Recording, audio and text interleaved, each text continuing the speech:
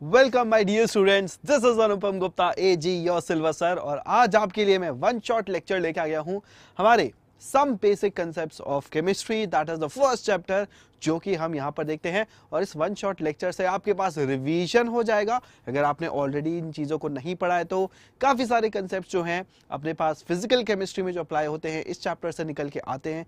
जैसे कि मोल कंसेप्ट हो जाता है बच्चों, स्टोइकियोमेट्री हो जाती है, concentration terms etcetera. So I hope all of you are ready for this. और यहाँ पर बहुत ही अमेजिंग विजुअलाइजेशंस के साथ मैं आपको पढ़ाऊंगा, तो जल्दी से यहाँ पर रेडी हो जाइए। लेट्स सी आज हम बच्चों क्या क्या कवर करने वाले हैं। So here are the topics: nature of matter, properties of matter, SI units, uncertainty in measurement, laws of chemical combination, Dalton atomic theory, atomic and molecular mass, mole concept. ठीक है, तो ये सारी चीजें हमारे पास यहाँ पर कवर होती है। Stoichiometry and reactions in solutions. तो अगर हम देखें बच्चों यहाँ पर स्टेट्स ऑफ मैटर, एसेंशियली हमारे पास सॉलिड, लिक्विड, गैस, तीन स्टेट्स ऑफ मैटर होती हैं, जिनके अंदर डिफरेंस क्या रहता है कि भाई सॉलिड्स के अंदर कंप्रेसिबिलिटी जो होती है वो हमारे पास बहुत ही कम होती है, जबकि गैसेस हाईली कंप्रेसिबल होती है। इसका मतलब अगर आप उस पर प्रेशर लगाएंगे, उस पर दम लगाएंगे तो उनका वॉल्यूम जो है वो कम किया जा सकता है। यहाँ पर हाई डेंसिटी रहता है, फिक्स वॉल्यूम रहता है, डेफिनेट शेप रहता है, आप शेप उसका चेंज नहीं कर सकते आसानी से। इंटरमॉलिक्यूलर स्पेसेस जो होती हैं वो बहुत कम होती हैं। इसके अपोजिट हमारे पास लिक्विड में ये सब चीज़ें क्या हो जाएंगी थोड़ी डिफरेंट हो जाएंगी। High density, fix volume, no definite shape and less intermolecular space than gases. जबकि यहाँ पर आपके पास लो डेंसिटी मिलती है, फिक्स वॉल्यूम नहीं रहता, फिक्स शेप भी नहीं रहता और मैक्सिमम इंटरमॉलिक्यूलर स्पेसेस यहाँ पर है। तो इन सब का रीजन जो है बच्चों वो कहाँ से निकल के आता है? रीजन अगर हम देखें तो यहाँ पर इंटरमॉलिक्यूलर फोर्सेस, कि जैसे सॉलिड्स बहुत पास में होते हैं तो इंटरमॉलिक्यूलर फोर्सेस जो है वहाँ पर ज़्यादा रहते हैं, यहाँ पर थोड़े कम हो जाते हैं, और यहाँ पर बहुत ही कम इंटरमॉलिक्यूलर फोर्सेस हमें देखने को मिलते हैं। ठीक है, तो यहाँ पर IIT आदर पूछे है कि क्या हम यहाँ पर रसायन शास्त्र पढ़ाएंगे? बिल्कुल, केमिस्ट्री जो है मैं यहाँ पर पढ़ाने वाला हूँ, ध्यान से सुनते रहिए।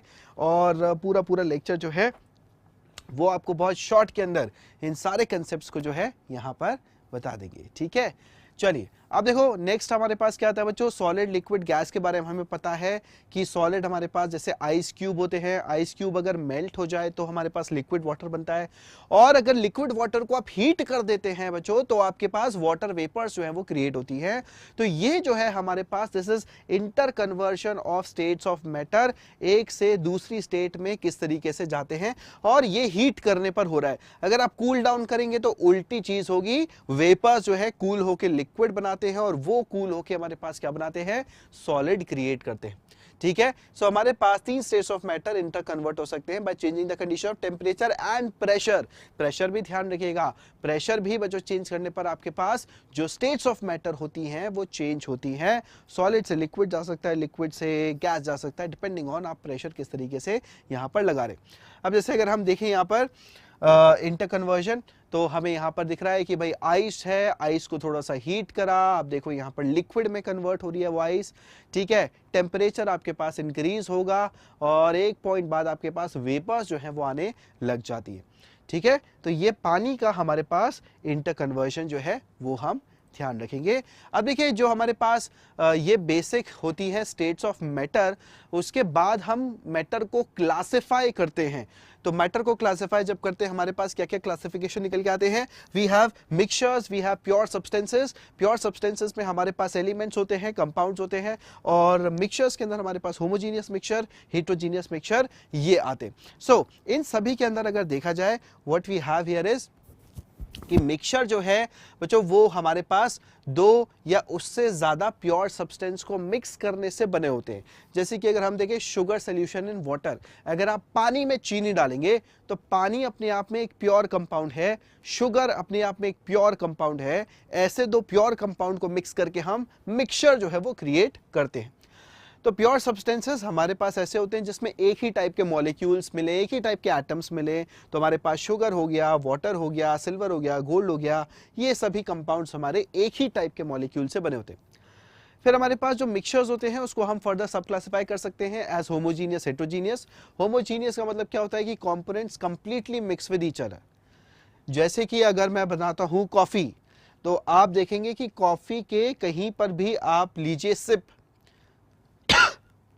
आपके पास एक पूरा कप कॉफी का या टी का बना हुआ है, तो आप उस पूरे कप में कहीं पर भी देखेंगे तो आपके पास कॉम्पोजिशन जो है वो सेम आएगी, ठीक है। या फिर आप बोल सकते हैं कि जो टेस्ट है वो आपको सेम ही आने वाला है, बिकॉज कॉम्पोजिशन सेम है।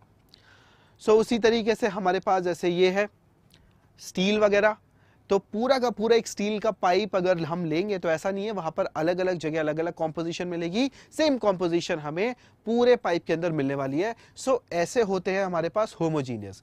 जबकि हिट्रोजीनियस, जैसे कि अगर मैं सिंपल एग्जांपल लूं, कुकीज है, सैलेड्स है, तो यहां पर मिक्सचर है बट होमोजीनियस नहीं है। बिकॉज यहां पर आप देख सकते हो कि यहां पर सपोज मैं बोल रहा हूं कि ये मेरे पास एक चॉकलेट चिप कुकी है, तो इसमें ऊपर की साइड चॉकलेट चिप है, पर यहां पर नहीं है और यहां पर नहीं है और यहां पर है और यहां पर नहीं है।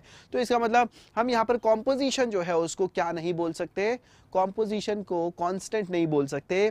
अलग अलग जगह हमें अलग अलग यहाँ पर कॉम्पोजिशन देखने को मिलती है। सो this is very basic idea of जो हिट्रोजीनियस मिक्सचर हमारे पास होते हैं। सो वेश हमारे साथ ज्वाइन कर गया है, वेरी वेरी वेलकम। हम कैसे हैं? बिल्कुल बढ़िया। आई होप जो है आप यहाँ पर पूरी शिद्दत से हमारे साथ पढ़ाई करें, और यहाँ पर भी आप जो है अननोन आके पढ़ ही रहे हैं, तो आई होप आप यहाँ पर भी जो है इसका फ़ायदा उठा रहे हैं।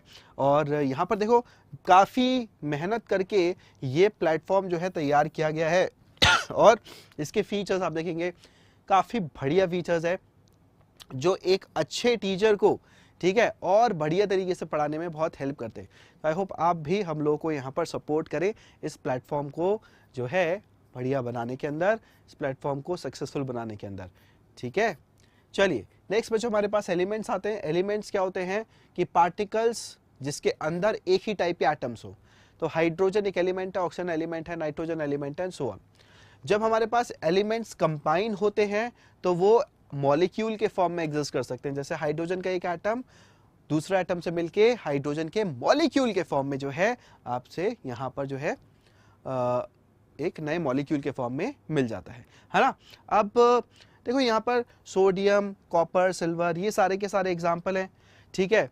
ऑक्सीजन के दो एटम कंबाइन होकर हमारे पास ऑक्सीजन का जो है मॉलिक्यूल यहाँ पर क्रिएट कर रहे हैं। सो ये सभी चीज़ें जो है आपको समझ में आनी चाहिए। और नेक्स्ट पर जो हमारे पास कंपाउंड्स क्या होते हैं, कंपाउंड्स हमारे पास ऐसे जो है चीज़ें हो जाती है जिसके अंदर एक मॉलिक्यूल में एक से ज़्यादा टाइप के एटम्स हमें देखने को मिले। सो जैसे कि अगर मैं बात कर रहा हूँ यहाँ पर H2O का मॉलिक्यूल, यहाँ पर CO2 का मॉलिक्यूल, तो H2O के मॉलिक्यूल जो है उसके अंदर हाइड्रोजन ऑक्सीजन दो डिफरेंट टाइप के एटम्स हैं। सो इसलिए इसका एक मॉलिक्यूल हमारे पास क्या कहलाएगा, एक कंपाउंड जो है वो कहलाएगा, ठीक है। और यहाँ पर जब मिक्स होते हैं बच्चों, तो ये एक डेफिनेट रेशो के अंदर ही मिक्स होते हैं। जैसे अगर हम देखें, हमेशा दो हाइड्रोजन के एटम एक ऑक्सीजन के एटम से कंबाइन होके एक H2O का मॉलिक्यूल बनाते हैं, और कोई यहाँ पर जो है इसका कॉम्पोजिशन नहीं हो सकता, है ना। यस, चलिए आगे बढ़ते हैं। अब देखिए properties of matter and there measurement. तो देखिए जो हमारे पास प्रॉपर्टीज होती हैं, फिजिकल प्रॉपर्टीज किसी मैटर की, तो वो volume, colour, odour, melting point, boiling point, density, ये सब हो जाते हैं, ठीक है। केमिकल प्रॉपर्टी की बात करें तो ये हो जाता है हमारे पास कि इसकी कंबस्टिबिलिटी, जैसे कितनी आसानी से जल जाएगा, कौन सी रिएक्शन हमारे पास करेगा, ठीक है। इस तरीके से एसिड बेस के साथ क्या रिएक्शन करेगा, ये केमिकल प्रॉपर्टी हो जाती है। So chemical property involve some type of chemical conversion. Physical property doesn't involve any type of chemical conversion. Physical property मतलब आपके पास बस ऐसी प्रॉपर्टी जो किसी रिएक्शन को इन्वॉल्व नहीं कर रही है।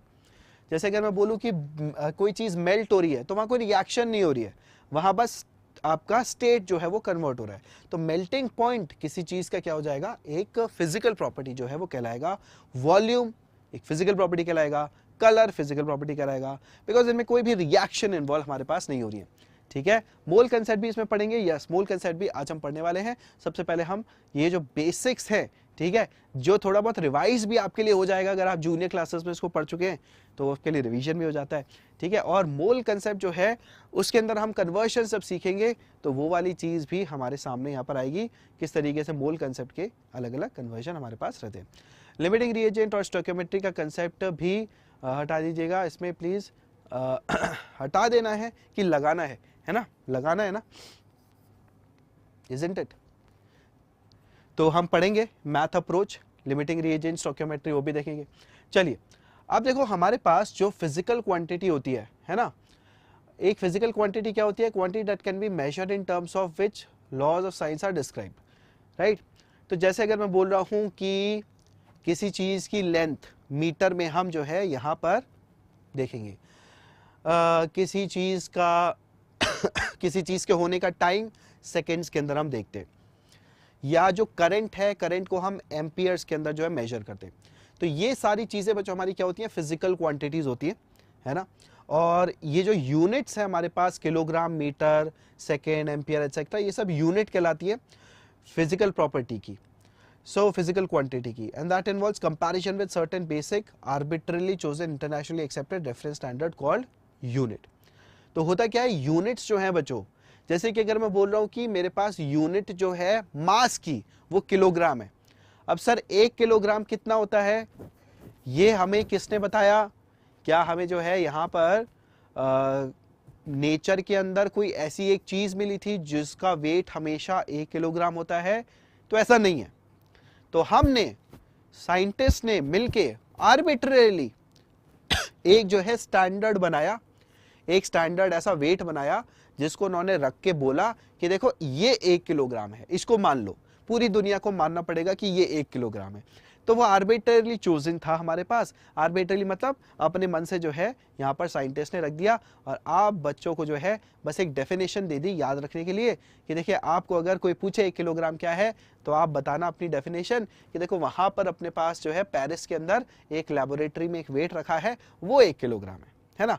तो इसी तरीके से अगर हम देखें इन सभी चीज़ों की, मीटर, सेकेंड, एम्पियर, किलो और सॉरी केल्विन, मोल और यहाँ पर जो है कैंडेला, इन सभी की कुछ आर्बिट्रेरी डेफिनेशंस हमारे पास रहती हैं जो कि साइंटिस्ट ने अपने पास क्रिएट कर दी है। ठीक है, आगे बढ़ते हैं।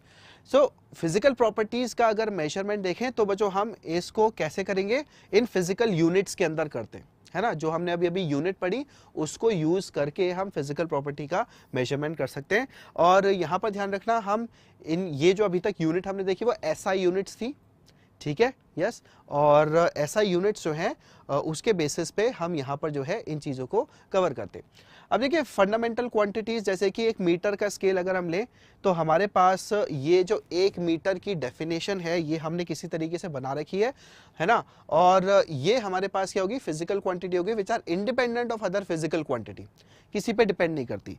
ये इस पार्ट से क्वेश्चन आते हैं कि ये तो बेसिक है, मतलब ये बेसिक तो हर जगह अप्लाई होता है, ठीक है। बेसिक्स जिसको भी बोला जाए मतलब वो आपके कहीं ना कहीं आगे जाके अप्लाई जरूर होते हैं। तो उस पर से क्वेश्चन बनते कि नहीं होते, बिल्कुल जो है आपके पास आते हैं। और ध्यान रखना आजकल आपकी जो एनसीईआरटी में जो कुछ लिखा हुआ है, ठीक है, from page 1 to page last, everything is important, everything is important, ठीक है।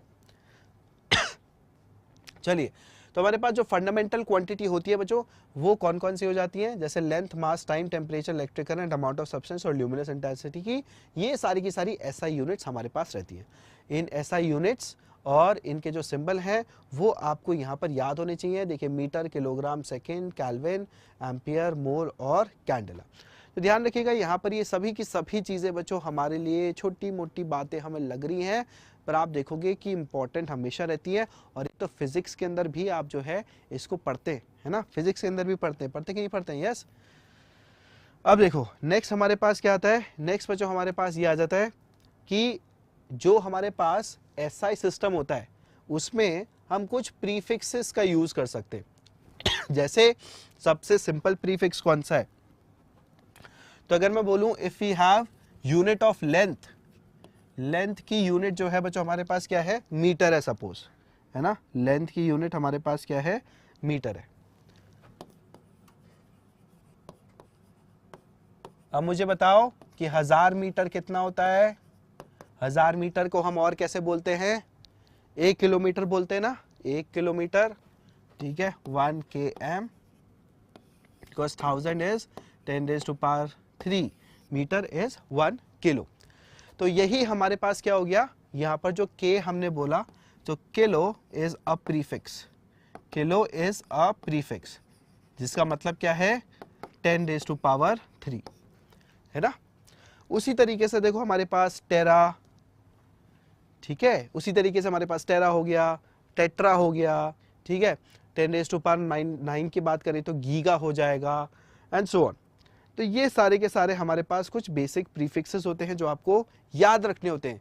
अब इसमें भी क्या होता है, स्टूडेंट्स को कभी कभी है ना यहाँ पर कंफ्यूजन हो जाता है, तो मैं आपको बता रहा हूँ ये प्रीफिक्सेस आपको अच्छे से याद होने चाहिए बच्चों। जैसे गीगा 10⁻⁹ होता है, ये पता होना चाहिए, वरना इससे कंफ्यूजन अपने पास क्रिएट होता है। हेक्टो 10⁻², ठीक है। फिर हमारे पास इसके अलावा 10 की अगर बात करें तो ये डेका। अब डेका और डेसी, इसमें कंफ्यूजन हो सकता है आप लोगों को भी कभी ना कभी हुआ हो, ठीक है। डेका और deci, so deca is 10⁻⁻1, deci is 10⁻⁻1, है ना। उसी हिसाब से 10⁻⁻² अपने पास सेंटी हो जाता है, 10⁻⁻3 आपके पास मिली हो जाता है, और 10⁻⁻6 आपके पास माइक्रो हो जाता है एंड सो ऑन, राइट। तो ये सारे के सारे बच्चों हमारे पास क्या हो गए, ये सारे के सारे हमारे पास प्रीफिक्सेस है जो हमें याद होने चाहिए। क्या आपको ये फंडा जो है बिल्कुल क्लियर हो रहा है। माइक्रो का सिंबल भी ध्यान रखना बच्चों, म्यू। माइक्रो का सिंबल आपके पास क्या होता है, म्यू जो है वो रहता है। और 10⁻⁹ इज नैनो, नैनो को हम स्मॉल एन से डिनोट करते हैं। 10⁻⁻12 जो हो जाता है that is pico, picometre is regularly set, ठीक है। पीकोमीटर हमारे पास रेगुलरली जो है वो यूज होता है एटॉमिक स्ट्रक्चर के अंदर। सुनील बोल रहा है कि थ्योरी पढ़ेंगे क्या, नहीं नहीं, थ्योरी के साथ क्वेश्चन भी करेंगे, ठीक है। थ्योरी के साथ बच्चा हम क्वेश्चन भी करेंगे। अभी ये वाला जो बेसिक पार्ट है इसके अंदर तो क्वेश्चन नहीं है, आगे क्वेश्चन आएंगे। नेक्स्ट देखो हमारे पास डिराइव्ड क्वांटिटी क्या होती है। तो बच्चों अभी तक हमने जो भी पढ़ा कि मीटर और मीटर हो गया, सेकंड हो गया, ठीक है, ये सारी की सारी हमारे पास कुछ बेस यूनिट्स होती हैं जो कि हमारे पास साइंटिस्ट ने दे रखी है। अब इसके बेसिस पे हमारे पास कुछ डिराइव्ड यूनिट्स जो है वो क्रिएट होती है। डिराइव्ड यूनिट कैसी होती हैं, जैसे कि अगर मैं बोलता हूं डेंसिटी, तो डेंसिटी की यूनिट जो होती है वो मास पर यूनिट वॉल्यूम होती है। सो मास के लिए किलोग्राम हम यूज कर लेते हैं और वॉल्यूम के लिए हम क्या यूज कर लेते हैं, सपोज मीटर क्यूब हम यूज कर लेते हैं। तो आप देखो कि ये जो डेंसिटी की यूनिट है ये एक डिराइव्ड है। डिराइव होने का मतलब किसी चीज से निकली हुई, डिराइव होने का मतलब किसी चीज से निकली हुई, है ना। तो किसी चीज से अगर मेरे पास कोई चीज बन रही है तो उसको डिराइव्ड हम बोल रहे हैं। तो यहां पर बेस यूनिट से डिराइव हुई हुई यूनिट डेंसिटी की हमारे पास आ रही है। उसी तरीके से अगर हम स्पीड की बात करें, स्पीड का क्या हो जाता है बच्चों, मीटर पर सेकेंड हो जाता है, होता है कि नहीं होता, यस, मीटर पर सेकेंड, है ना। तो ये हमारे पास कुछ बेसिक आइडिया है डिराइव्ड यूनिट्स होने का। अच्छा, एक डिफरेंस हमारे पास होता है बच्चों मास और वेट के अंदर, वो भी ध्यान रखिएगा। मास और वेट में बच्चों क्या डिफरेंस होता है, ध्यान से सुनिए। Mass of substance is the amount of matter present in it, while weight is the force exerted by gravity on an object. अगर हम देखें तो मास और वेट ये बच्चों दो अलग हमारे पास क्या हैं, दो अलग हमारे पास क्वांटिटीज होती हैं। और यहां पर जनरली क्या होता है कि मास और वेट को सेम ही लेके चल लिया जाता है, बट एक्चुअली ये हमारे पास दो डिफरेंट तरह की चीजें होती हैं। मास जो होता है किसी मैटर का अमाउंट जो है वो बताता है, जबकि वेट बताता है फोर्स एक्सर्टेड बाय ग्रेविटी। अब देखो आपको इसका बहुत ही अमेजिंग जब विजुअलाइजेशन में आपको दिखा रहा हूं, ये सभी चीजें आप देखते रहोगे तो आपको ज्यादा मजा आएगा।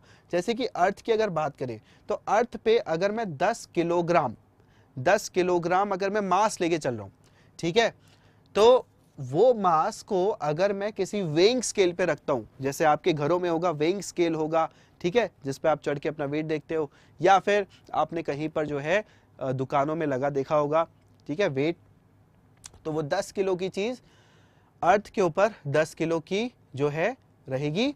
और अगर हम उसका वेट की बात करते हैं तो हम क्या करते हैं, 10 को मल्टीप्लाई करते हैं किससे, इस 10 को हम मल्टीप्लाई करते हैं, इस 10 को हम मल्टीप्लाई करते हैं ग्रेविटी से। ग्रेविटी इज 9.8, तो उससे हमारे पास क्या निकल के आता है, यहां पर वेट जो है वो निकल के आ जाता है इन टर्म्स ऑफ न्यूटन, ठीक है। जबकि अगर मैं मून पे बात करूं तो मून पे 10 किलो की चीज का मास तो 10 किलो होगा, पर उसका वेट कितना हो जाएगा, वेट सिर्फ यहां पर 60 न्यूटन हो जाएगा। तो ऐसा क्यों हो रहा है, ऐसा इसलिए हो रहा है बिकॉज जो यहां पर मून की ग्रेविटी है वो बहुत कम है, तो मून की ग्रेविटी आपके पास 1.6 होती है, जबकि अर्थ की ग्रेविटी 9.8 होती है।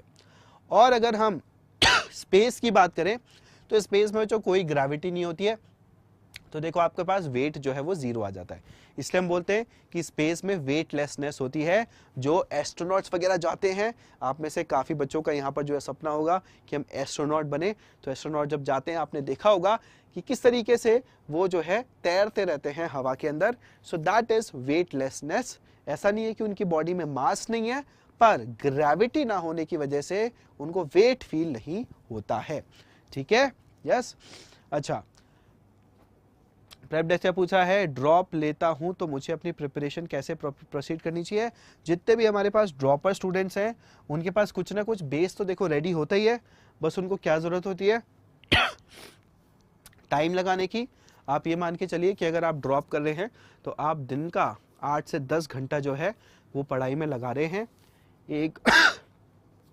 एक पर्टिकुलर पेड आपके पास जो है बैच में एनरोल आपको करना है, ऑनलाइन ऑफलाइन जो भी आपको कन्वीनियंट पड़े, और उसमें एक ही जगह पर बिल्कुल शिद्दत से बेस्ट टीचर से आपको यहाँ पर पढ़ना है। ठीक है, तो इससे क्या होगा, आपके पास आपको टाइम जो है 10 घंटे जब लगाओगे एक ही जगह से कॉन्सेंट्रेट करके पढ़ोगे तो आपका रिजल्ट जो है वो आना बिल्कुल तय होगा। बहुत सारे स्टूडेंट्स क्या गलती करते हैं, 10 जगह जो है वो अपना फोकस लगा देते हैं, वहाँ दिक्कतें बहुत ज़्यादा होती है। ठीक है, वहाँ बहुत ज़्यादा दिक्कतें आपको होती है।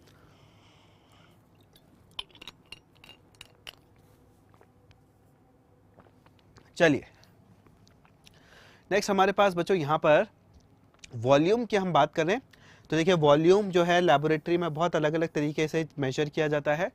वॉल्यूम का यूनिट होता है लेंथ क्यूब। जैसे कि 1 litre is equal to 1000 ml, ये याद होना चाहिए बच्चों, बहुत इंपॉर्टेंट है।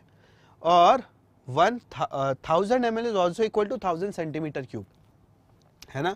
ये बहुत इंपॉर्टेंट है याद रखने के लिए केमिस्ट्री में कि 1 लीटर इज 1000 ml। और इसको हम ऐसे भी बोल सकते हैं कि देखिए 1 ml is equals to 1 centimetre cube. इस चीज़ को ध्यान रखिएगा बच्चों।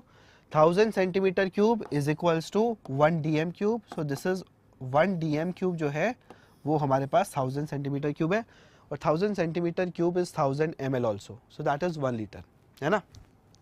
यस, क्लियर है वाली बात। एमबाइब की क्लासेस यूट्यूब पर होती है, नहीं आगे जाके हम जो है mbibe.com पे भी आपको लाइव क्लासेस देंगे। आप ध्यान रखिएगा कि अभी भी वहां पर बहुत सारा कंटेंट आपके पास अवेलेबल अगर आप देखना चाहे तो। चलिए, अच्छा टेम्परेचर की बात करें तो टेम्परेचर में हमें बच्चों क्या क्या याद रखना होता है।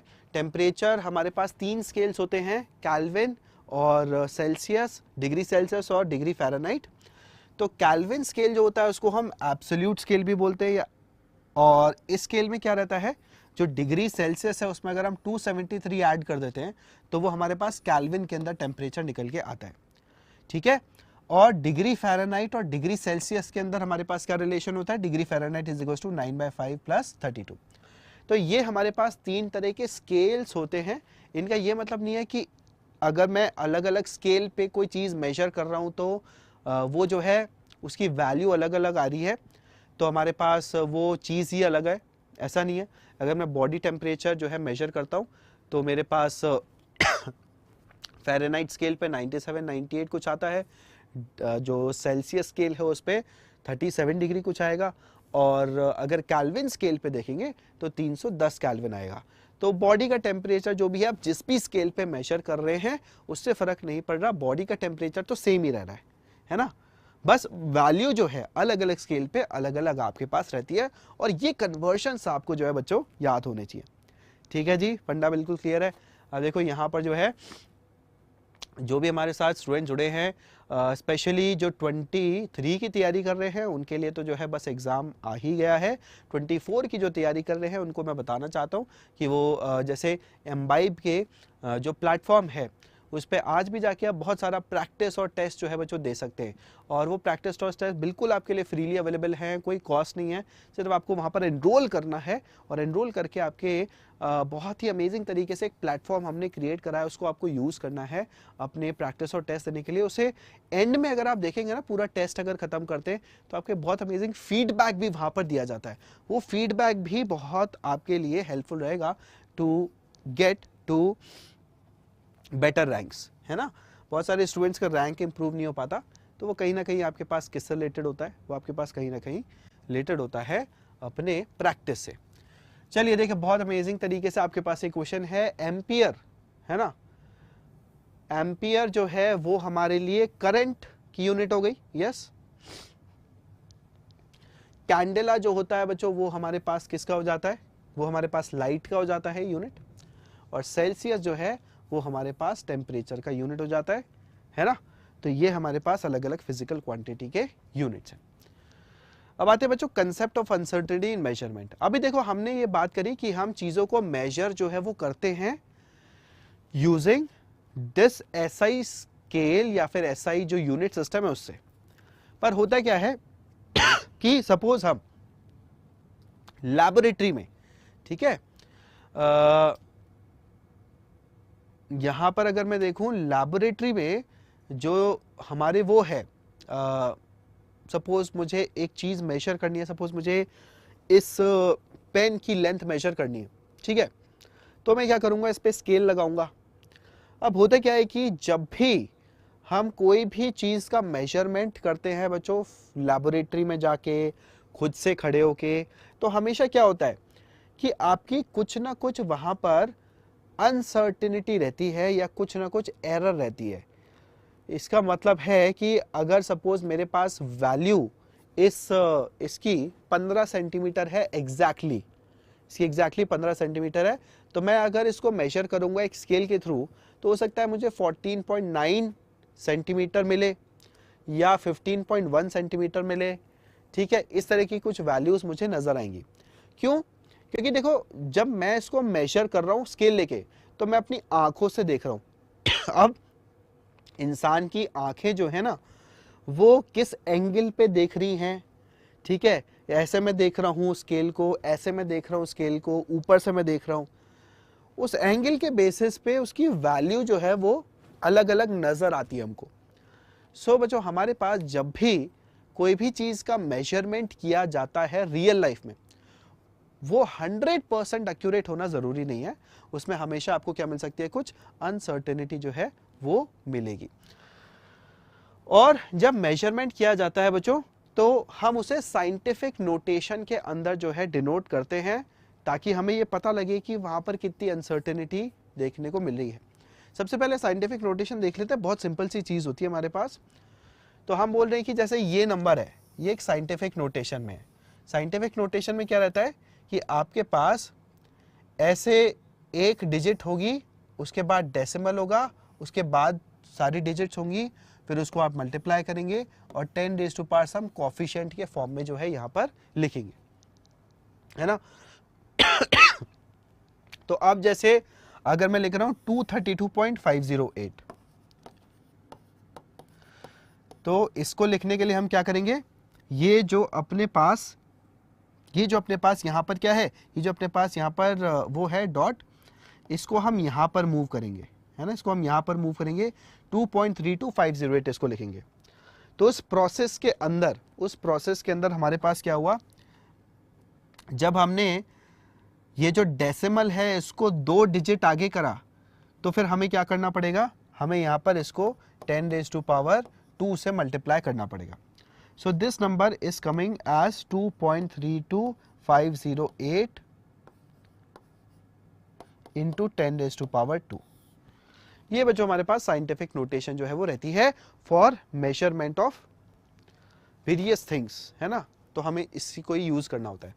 अब जब हम इस तरीके से जो है साइंटिफिक नोटेशन को यूज करते हैं, तब अगर दो नंबर हैं जो कि साइंटिफिक नोटेशन में उसको मल्टीप्लाई करते हैं, ठीक है, तो क्या होता है, जैसे 9.8 इंटू 2.5 ये हम करेंगे, ठीक है, और जो हमारे पास यहाँ पर 10 raise to power -2 10 raise to power -6 है, इन दोनों को हम क्या कर देंगे, ऐड कर देंगे।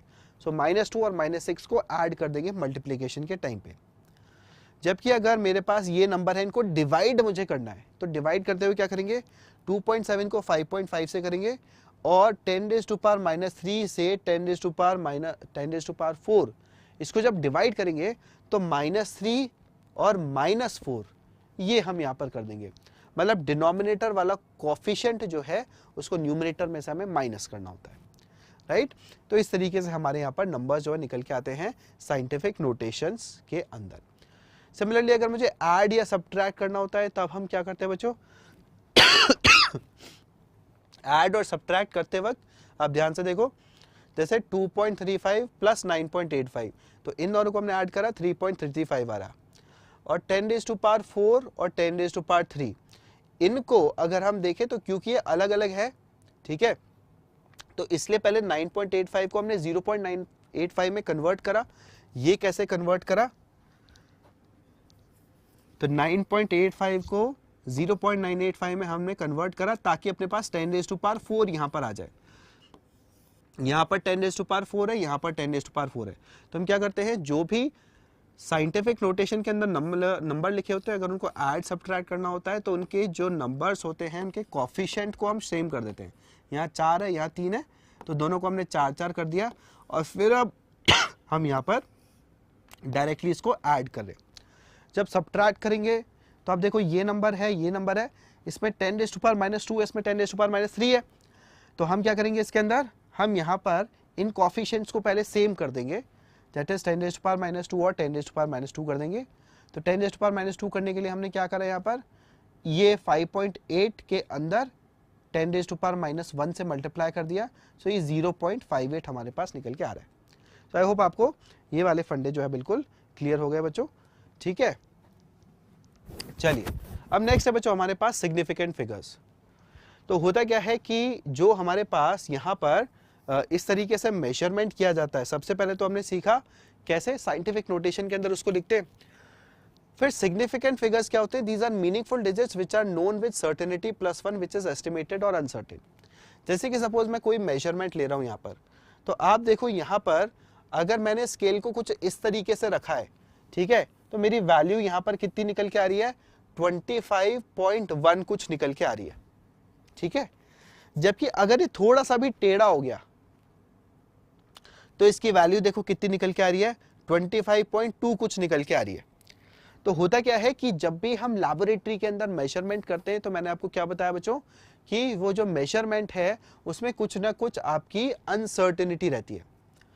तो यही जो अनसर्टेनिटी है कि आपके पास आपने इस तरीके से रखा है तो 25.1 वैल्यू है, इस तरीके से रखा है 25.2 है, तो सही क्या है गलत क्या है, इसको डिफाइन करने के लिए हम उस नंबर्स के सिग्निफिकेंट फिगर्स डिसाइड करते हैं। तो अनसर्टेनिटी इन एक्सपेरिमेंटल और calculated values is indicated by mentioning the number of significant figures, and uncertainty is indicated by writing the certain digits and the last uncertain digit. जैसे इस case के अंदर मैं बोलूंगा कि मेरे पास सिग्निफिकेंट फिगर्स कितने होंगे, so if we have this 25.1, ठीक है, तो ये जो है ये मेरे पास सर्टेन डिजिट है, और लास्ट वाली जो डिजिट होती है मेरे पास क्या होती है, वो अनसर्टेन होती है। लास्ट वाली डिजिट अनसर्टेन होती है। टोटल डिजिट्स यहां पर कितनी हुई, 1 2 3, ठीक है, टोटल डिजिट्स मेरे पास कितनी हुई, 3। तो यहां पर 3 सिग्निफिकेंट फिगर्स हैं, यहां पर 3 सिग्निफिकेंट फिगर्स हमारे पास हैं, ठीक है बच्चा लोग, क्लियर वाली बात। चलो आगे चलते हैं। सो जैसे कि एक और मेजरमेंट हमारे पास है, देखो यहाँ पर इस पेपर को मेजर किया जा रहा है, तो पेपर को मेजर करने के अंदर हमारे पास कितना यहाँ पर जो है वो आ रहा है, so we are getting some value here. अब ये जो वैल्यू है हमारे पास, इसके अंदर हम क्या बोलेंगे कि we have certain significant figures. वो कैसे आएगी, आपके अनसर्टेन और सर्टेन डिजिट से आएगी। फिर देखो क्या होता है कि अगर आपको ये बोला जाए, है ना, ये क्वेश्चन काफी बार एग्जाम्स में दिया जाता है कि सपोज मैं बोल रहा हूं लैबोरेटरी में मेजरमेंट करा, ये कि स्केल से मैंने एक वैल्यू निकाली और वो कितनी निकल के आ रही है, 0.00301। आपसे पूछा जाए बच्चों इसके अंदर कि सिग्निफिकेंट फिगर्स कितने हैं, आपसे पूछा जाए सिग्निफिकेंट फिगर कितने हैं, तो आपको यह ध्यान रखना होता है बच्चों कि कुछ आपके यहां पर रूल्स होते हैं सिग्निफिकेंट फिगर निकालने के लिए, वो आपको याद रखने। रूल्स क्या होते हैं, जैसे कि अगर मैं बात करूं होल नंबर्स की, तो होल नंबर क्या होते हैं, जैसे कि अगर मेरे पास नंबर है which are neither rounded nor represent measured value, infinite number of significant digits, तो 2πr, 2πr आपको पता है बच्चों क्या होता है, सर्कमफ्रेंस ऑफ अ सर्किल, है ना, 2πr is the circumference of a circle. तो इसके अंदर मैं क्या बोलूंगा कि देखो ये जो 2 है ना, ये 2, इसके अंदर infinite number of significant figure है, बिकॉज ये 2 क्या, एक फॉर्मूला का पार्ट है, एक फॉर्मूला का पार्ट है। फॉर्मूला का पार्ट जो चीज होती है वो मेरे पास क्या रहता है, वो मेरे पास इनफाइनाइट जो है सिग्निफिकेंट फिगर का होता है, उसकी कोई 1 2 3 ऐसे डिजिट्स हम नहीं लेके चलते। तो कोई भी ऐसी चीज जो कि आपकी मेजर्ड वैल्यू नहीं है, ठीक है, जिसको राउंड ऑफ नहीं करा गया है, उसमें infinite number of significant figures देखे जाते हैं। जबकि जहां पर डेसिमल्स इन्वॉल्व होते हैं, ठीक है, जहां डेसिमल्स इन्वॉल्व होते हैं, जो आपकी मेजर्ड वैल्यू होती है, उसके अंदर क्या होता है, ध्यान से सुनो, बहुत छोटा सा रूल है, ठीक है, बहुत छोटा सा रूल है, first non zero digit and all digits after it are significant. तो हमने क्या बोला कि first non zero digit and all the digits after it are significant. तो आप देखो यहां पर जैसे कि ये है, अब इसके अंदर बच्चों हमारे पास कितने सिग्निफिकेंट फिगर हुए, तो वी आर गोइंग टू से कि देखिए पहला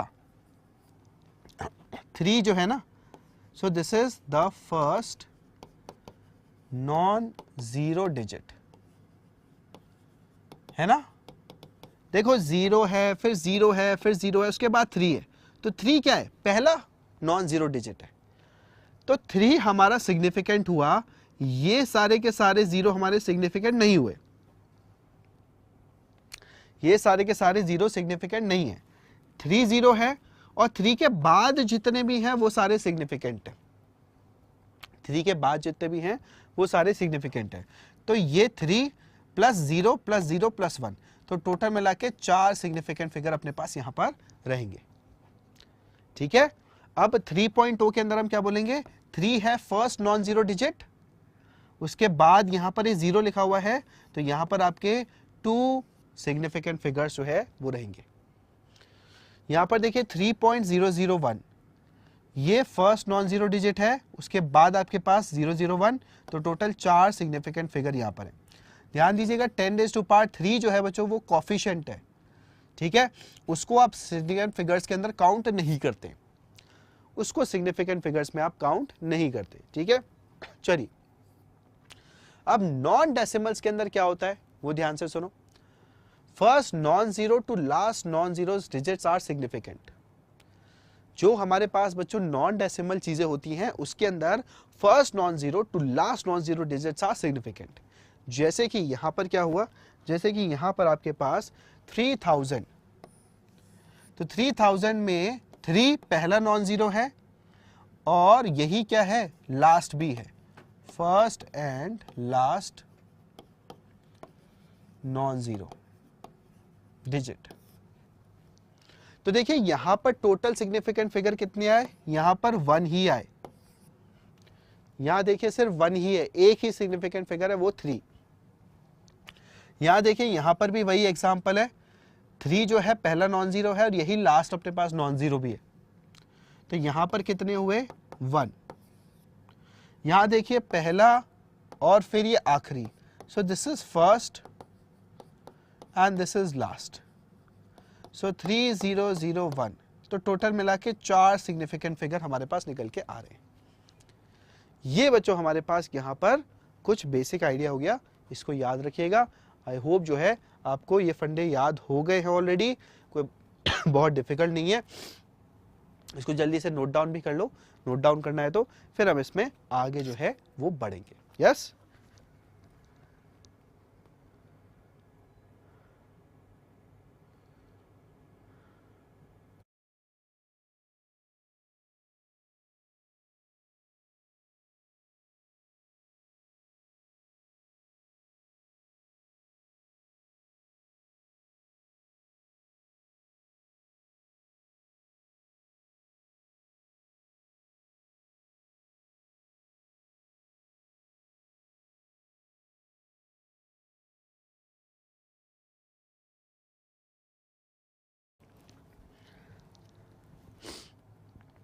चलिए आगे बढ़ते हैं बच्चों हमारे पास। अब देखिए क्या होता है कि जब हम एडिशन और सब्ट्रैक्शन करते हैं तो एडिशन और सब्ट्रैक्शन करते वक्त हमें राउंड ऑफ करने की ज़रूरत पड़ती है, ठीक है, राउंड ऑफ करने की। तो राउंड ऑफ कैसे किया जाता है वो आपने कुछ पहले भी कभी रूल्स जो है बच्चों बचपन में पढ़े होंगे, वापस से मैं आपको बता देता हूँ। जैसे हमारे पास कोई एक नंबर है a.bc जिसमें 3 डिजिट है, 3 सिग्निफिकेंट फिगर है और इसको हमें 2 सिग्निफिकेंट फिगर के अंदर ही कन्वर्ट करना है। तो हम क्या करेंगे, ठीक है, तो इसके अंदर हमारे पास क्या क्या होना चाहिए, लेट्स लुक एट दिस। तो हमारे पास यहां पर पहला रूल है if c is greater than 5 then increase b by 1। तो देखो होता क्या है कि मेरे पास जैसे है 2.36, तो 2.36 के अंदर मेरे पास 3 सिग्निफिकेंट फिगर्स हैं, इससे मुझे कन्वर्ट करना है 2 सिग्निफिकेंट फिगर में। तो हम क्या देखते हैं, हम इस 6 नंबर को देखेंगे, हम इस 6 नंबर को देखेंगे बच्चों और हम इस 3 नंबर को देखेंगे, ठीक है, यस। इसमें पिछली बार नंबर गए थे मल्टीप्लिकेशन करने में, हाँ बिल्कुल जो है ये प्रॉब्लम होती है, आपको पहले पूरा जो है सॉल्व करना होता है, उसके बाद आपको राउंड ऑफ करना होता है। तो अगर मैं बोलूं 6 और 3, तो 6 जो है क्योंकि मेरे पास ग्रेटर देन 5 है, ठीक है, सो 3 + 1 हम यहां पर कर देंगे। तो इससे आपके पास क्या निकल के आएगा बच्चों, इससे आपके पास यहां पर निकल के आएगा 2.4, है ना, इससे आपके पास 2.4 निकल के आएगा। अब जैसे एग्जांपल है मेरे पास c लेस देन 5 का, तो c लेस देन 5 जैसे कि 2.43, तो 2.43 में ये जो है 3 दिस इज लेस देन 5, तो क्या मेरे पास यहां पर सिग्निफिकेंट फिगर आएगा 2.4, दैट इज 2, है ना। 2.43 को राउंड ऑफ करेंगे तो 2.4 आ जाता है। अच्छा, अगर c 5 है तो b अगर हमारे पास इवन है तो कोई चेंज नहीं होगा। जैसे कि अगर मैं लिखूं 2.45, तो 2.45 में मेरे पास क्या है, ये जो 4 है इवन है, तो अब मैं यहां पर 5 को हटाऊंगा और कोई चेंज यहां पर नहीं करूंगा। अगर c 5 है और b ऑड है देन इंक्रीज b बाय 1, ठीक है, तो 2.35 है, इसका मैं क्या करूंगा, इसके राउंड ऑफ में लिखूंगा 2.4। तो आप देख सकते हो बच्चों किस तरीके से राउंड ऑफ जो है वो करे जाते हैं। राउंड ऑफ हम कहाँ यूटिलाइज करते हैं, जब मल्टीप्लिकेशन और डिवीजन, एडिशन, सब्ट्रैक्शन हमें करना हो 2 नंबर्स का जहां पर डेसिमल इन्वॉल्व हैं, तो फिर आप एंड में वहां पर राउंड ऑफ करके जो है अपना आंसर लिखते, ठीक है, एंड में राउंड ऑफ करके आप वहां पर आंसर जो है लिखेंगे। जैसे कि मैथमेटिकल ऑपरेशन ऑन डेसिमल्स अगर बात करी जाए, सो इफ आई आस्क कि 98.1 इंटू 0.03, ठीक है, 98.1 इंटू 0.03, ये अगर 2 नंबर्स को मैंने मल्टीप्लाई करा है तो इसका फाइनल आंसर कितना होना चाहिए। तो इसमें हम क्या करते हैं बच्चों, हम पहले मल्टीप्लाई डिवाइड करते हैं और फिर फाइनली राउंड ऑफ करते हैं सच दैट जो फाइनल नंबर है it should retain as many significant figure as there are in the original number with the least significant figure. तो जैसे आप देखो यहाँ पर 98.1 को 0.03 से मैंने मल्टीप्लाई करा, अब इसमें सिग्निफिकेंट फिगर कितने कितने हैं, 98.1 के अंदर मेरे पास सिग्निफिकेंट फिगर है बच्चों यहाँ पर 3 और यहाँ पर सिग्निफिकेंट फिगर कितने हैं मेरे पास 1, ठीक है, सिर्फ ये 3 वाला। ये इसके रूल्स हमने पहले अभी सीखे थे थोड़ी देर पहले। अब इन दोनों को जब मल्टीप्लाई करते हैं तो हमारे पास क्या निकल के आता है, हमारे पास निकल के आता है 2.943, क्या निकल के आता है 2.943। तो जो ये मेरे पास 2.943 है, ठीक है, ये जो मेरे पास 2.943 है इसको मुझे राउंड ऑफ करना पड़ेगा सच दैट इसमें इतने ही सिग्निफिकेंट फिगर हो जितना मेरे पास least significant figure original number के अंदर है। तो आप देखो यहां पर बच्चों फाइनली आंसर मेरे पास क्या आना चाहिए, फाइनली आंसर मेरे पास आएगा 3 ओनली। 98.1 को 0.03 से मल्टीप्लाई करा तो एक्चुअल मेरे पास कैलकुलेशन क्या आई 2.943। अब 2.943 में 4 सिग्निफिकेंट फिगर है, बट आपको क्या चाहिए सिर्फ एक ही चाहिए फाइनल आंसर में। तो फाइनल आंसर में जब आपको एक ही चाहिए तो आप क्या करेंगे, इस नंबर को देखेंगे 9 को, 9 जो है वो 5 से बड़ा है तो इससे पहले वाली डिजिट को आप क्या कर देंगे, इससे पहली वाली डिजिट को आप 1 से बढ़ा देंगे। ठीक है, तो क्या निकल के आया मेरे पास यहाँ पर आंसर, यहाँ पर मेरे पास आंसर निकल के आया 3। सिमिलरली अगर मेरे पास है 57 इंटू 7.368, इसके अंदर अगर मैं मल्टीप्लिकेशन करूंगा तो ये आएगा, बट यहाँ पर मुझे फाइनल आंसर 2 सिग्निफिकेंट फिगर के अंदर ही देना पड़ेगा। यहाँ पर देखो 4 सिग्निफिकेंट फिगर है, यहाँ 2 है, ये लीस्ट नंबर है। तो इसमें 2 नंबर निकालने के लिए मैं क्या करूंगा, यहाँ पर राउंड ऑफ करूंगा। राउंड ऑफ करने में 9 जो है उसको यूज करते हुए मैं यहाँ पर 4-2 लिख दूंगा। ठीक है, बट अभी देखो कहानी खत्म नहीं हुई, क्योंकि 4-2 के आगे अगर मैं यहाँ पर 0 लिख देता हूँ तो प्रॉब्लमैटिक है ना। उसकी जगह हम क्या करेंगे, इसको हम ऐसे लिख देंगे कि 4.19976 इंटू 10⁻²। अब यहाँ जो 9 है इससे अगर मैं राउंड ऑफ करके 4.2 इंटू 10⁻² लिखता हूँ तो देखो मेरे पास 2 सिग्निफिकेंट फिगर्स निकल के आ गए।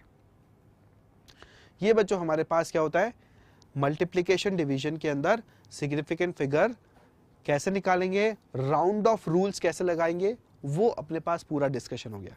आई होप जो है ये सभी बच्चों को अपने पास क्लियर हो गया है। चलिए आगे बढ़ते। नेक्स्ट हमारे पास क्या है, एडिशन सब्ट्रैक्शन। एडिशन सब्ट्रैक्शन में देखो सिंपल सी बात है, final result should retain as many decimal places as there are in the number with the least decimal places. तो देखो जैसे लीस्ट डेसिमल प्लेसेस अपने को कहाँ मिलेंगी, है ना। जैसे यहाँ पर देखो, यहाँ 3 डेसिमल प्लेसेस है, डेसिमल के बाद 683 लिखा हुआ है 3 डेसिमल प्लेसेस, यहाँ 930 लिखा हुआ है 3 डेसिमल प्लेसेस, यहाँ 35112 लिखा हुआ है यहाँ 5 डेसिमल प्लेसेस। अगर मैं इन तीनों को सम करता हूँ तो मेरे पास क्या निकल के आएगा 161.96412।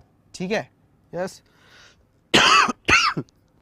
अब मुझे क्या करना है, सिर्फ 3 ही डेसिमल डिजिट्स मुझे रखनी है।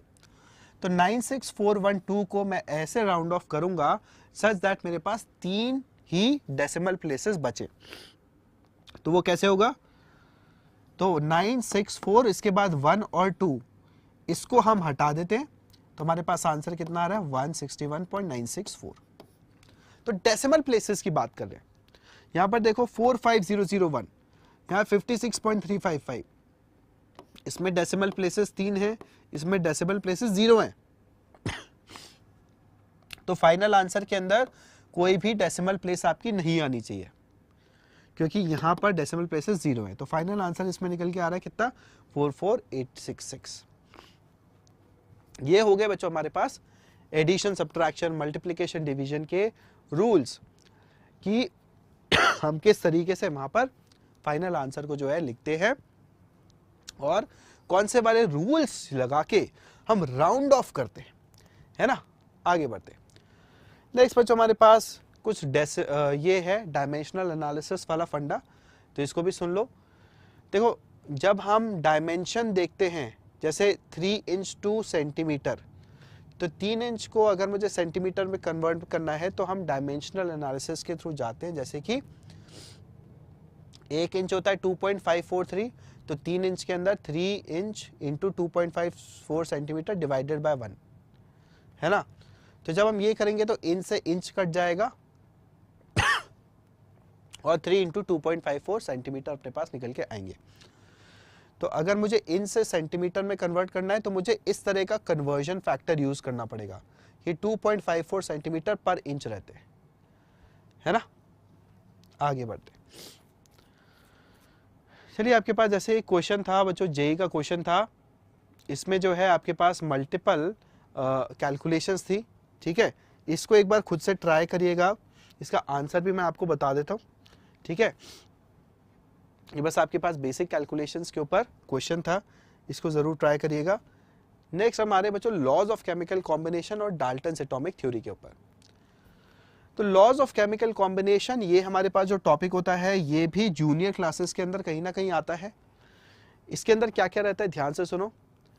तो हमारे पास जैसे कि बात करी जाए केमिकल रिएक्शंस के अंदर, केमिकल रिएक्शंस के अंदर बच्चों हमारे पास जो भी रिएक्टेंट्स का मास होता है वो प्रोडक्ट्स के मास के इक्वल होता है। This is one of the basic laws जो कि एंटाइन लेवोजियर ने दिया था अपनी ऑब्जर्वेशंस के बेसिस पे, है ना।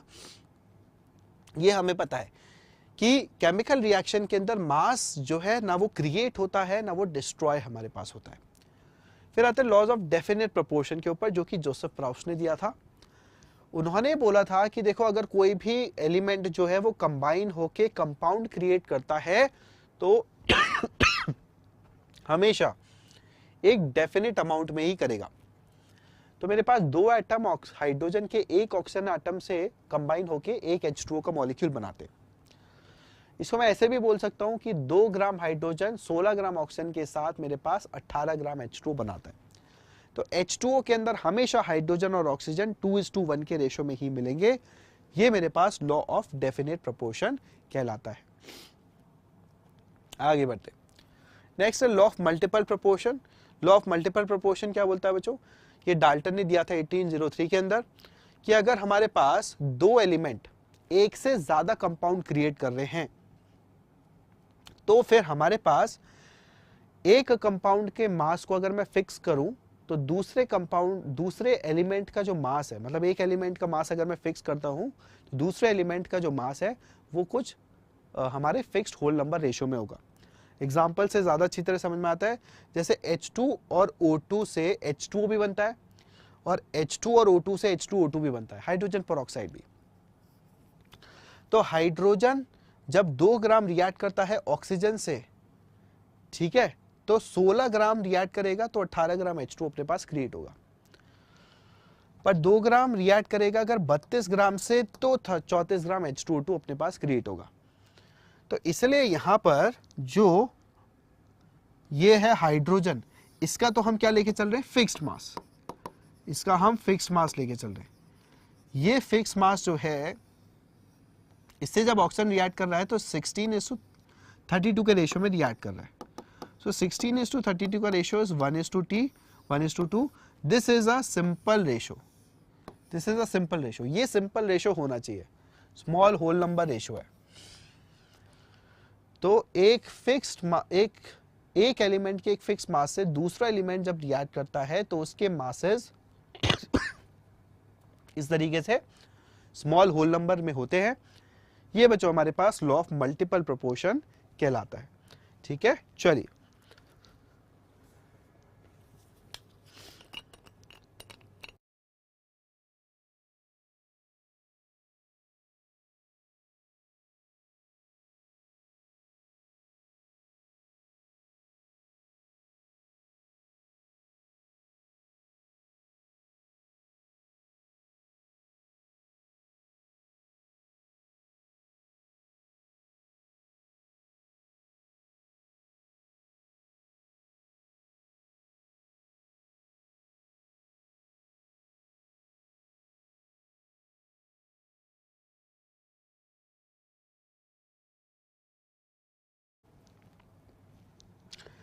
नेक्स्ट है हमारे पास बच्चों यहां पर गाय-लुसेक्स लॉ ऑफ गैसियस वॉल्यूम। ये हमें क्या बोलता है, ये बोलता है कि देखिए जब गैसेस रिएक्ट करती है तो वो हमारे पास एक फिक्स टेम्परेचर और प्रेशर पे सिंपल रेशियो ऑफ वॉल्यूम के अंदर रिएक्ट करती है। जैसे कि अगर मैं H2 और O2 को रिएक्ट करके H2O बनवाता हूं तो जैसे H2 के 100 ml रिएक्ट करेंगे ऑक्सीजन के 50 ml से और H2O का 100 ml देंगे। या फिर मैं ऐसे भी बोल सकता हूं इसके O2 का अगर मैं एक वॉल्यूम लेके चल रहा हूं, that one volume can be anything, 1 ml, 10 ml, 100 ml, 50 ml, 1000 ml। तो इसका एक वॉल्यूम और इसका दो वॉल्यूम, ठीक है। अगर मैं बोल रहा हूं कि ऑक्सीजन मैंने 1000 वॉल्यूम लिया है तो हाइड्रोजन 2000 वॉल्यूम है ना, अगर इसका 1000 ml है तो इसका 2000 ml यूज होगा और H2O कितना बनेगा, 2000 ml। तो वॉल्यूम्स का जो रेशो होता है वो भी अपने पास क्या रहता है, वॉल्यूम्स का रेशो अपने पास क्या रहता है, यहाँ पर सिंपल रेशो रहता है, सिंपल रेशो बाय वॉल्यूम। हाँ ध्यान रखिएगा टेम्परेचर प्रेशर जो है वो सेम होना चाहिए, ठीक है। ये हो गया बच्चों अपने पास Gay-Lussac's law of chemical combination. Next है बच्चों एवोगैड्रो लॉ। एवोगैड्रो ये बोले कि देखिए अगर आप एक फिक्स टेम्परेचर प्रेशर पे अलग अलग गैसेस को देखते हैं, अलग अलग गैसेस को देखते हैं, तो equal volume of the gas contain equal number of the molecule. जैसे कि यहां पर आपको दिख रहा है 4 मॉलिक्यूल, यहां पर 4 मॉलिक्यूल, यहां पर 4 मॉलिक्यूल, ठीक है। सो जब हमारे पास ये रिएक्ट कर रहे हैं, हमें दिख रहा है कि एक फिक्स्ड वॉल्यूम में फिक्स टेम्परेचर प्रेशर कंडीशन पे जो गैस होगी वो अपने पास क्या होगी, सेम होगी। अब यहाँ पर देखो, यहाँ पर आपके पास H2O बनने हैं। अब ये H2O जब बनने हैं तो ये आपके पास कितने बनेंगे, ट्वाइस वॉल्यूम में बनेंगे अगर टेम्परेचर प्रेशर सेम है तो, क्योंकि यहाँ पर देखो आपके जो नंबर ऑफ मॉलिक्यूल्स हैं वो डबल हो गए। 4 मॉलिक्यूल ऑक्सीजन के 8 H2O के मॉलिक्यूल क्रिएट करते हैं, तो वॉल्यूम डबल हो जाएगा। तो एक फिक्स्ड वॉल्यूम में सेम नंबर ऑफ मॉलिक्यूल्स आपको देखने को मिलते हैं गैसेस के। This is your Avogadro's law. चलो नेक्स्ट आते हैं बच्चों हमारे पास डाल्टन थ्योरी के बारे में। डाल्टन थ्योरी हमें यह बोलती थी कि देखिए मैटर जो है वो इंडिविजिबल एटम होता है ना। डाल्टन ने ये बोला था हमें, all matter was made up of small individual particles called atoms. Compounds are formed when atoms of different elements combine in a fixed ratio. And chemical reactions involve reorganization of atoms. These are neither created nor destroyed in a chemical reaction. तो Dalton's theory जो थी बच्चों वो सबसे primitive theory थी, सबसे earlier theory थी, जो कि मैटर के बारे में डिस्कस करती थी कि मैटर किससे बना हुआ है। तो डाल्टन ने बोला छोटे छोटे आपके एटम से बना हुआ है जो इनडिविजिबल होते हैं, मतलब उनके अंदर आप ब्रेक करके कुछ और नहीं क्रिएट कर सकते। और मैटर जो है वो हमारे पास एटम्स जो है उससे बना होता है। एटम्स कंबाइन होकर हमारे कंपाउंड्स क्रिएट कर सकते हैं। और केमिकल रिएक्शन में क्या होता है, एटम्स एक जगह से हट के दूसरी जगह चले जाएंगे, रीऑर्गेनाइजेशन उनका हो जाएगा, दैट्स इट।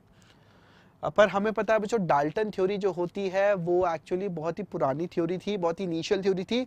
और एक्चुअली वो थ्योरी जो है उसके बहुत सारे लिमिटेशंस थे, बहुत सारी प्रॉब्लम थी उसके अंदर। और इसी वजह से यहाँ पर आपकी डाल्टन थ्योरी जो है उसको आजकल डिस्कार्ड कर दिया गया है ना। और हाँ, यहाँ पर IIT यात्रा बोल रहा है महर्षि कनद, बिल्कुल महर्षि जो आपके कनद थे उन्होंने ये थ्योरी जो है वो डाल्टन से कई हजार साल पहले जो है वो दे दी थी। बट हमें ये जो है पढ़ने को इतनी आसानी से नहीं मिलता, क्योंकि हमारी मॉडर्न साइंस जो है वो वेस्टर्न बुक्स के ऊपर बनी हुई है। तो वेस्टर्न बुक्स के अंदर डाल्टन को ही यहाँ पर इसका है ना श्रेय दिया जाता है। तो ये सारे हमारे पास डाल्टन से रिलेटेड बातें थी। आगे बढ़ते बच्चों, concept of atomic and molecular masses. अब देखिए होता क्या है कि जब हमने ये सारी बातें पढ़ ली, अब हम थोड़ा मॉडर्न साइंस की तरफ आ रहे हैं, मॉडर्न फिजिकल केमिस्ट्री की तरफ, जिसके अंदर क्या होता है हम ये डिस्कस करते हैं कि चीज़ों को मेजर कैसे किया जाए। तो हमारे पास कंसेप्ट आता है एटॉमिक मास का। तो एटॉमिक मास हमारे पास क्या होता है बच्चों, mass of one atom of element is known as atomic mass, ठीक है। अब क्योंकि एटम्स हमारे पास बहुत ही छोटे होते हैं, ठीक है, एटम्स हमारे पास क्या होते हैं, बहुत ही छोटे छोटे होते हैं, तो इसी वजह से हमारे पास एटम्स को मेजर करने के लिए एक यूनिट डिफाइन की गई है जिसको 1 AMU या 1 U बोला जाता है, which is 1/12 the mass of carbon 12 atom.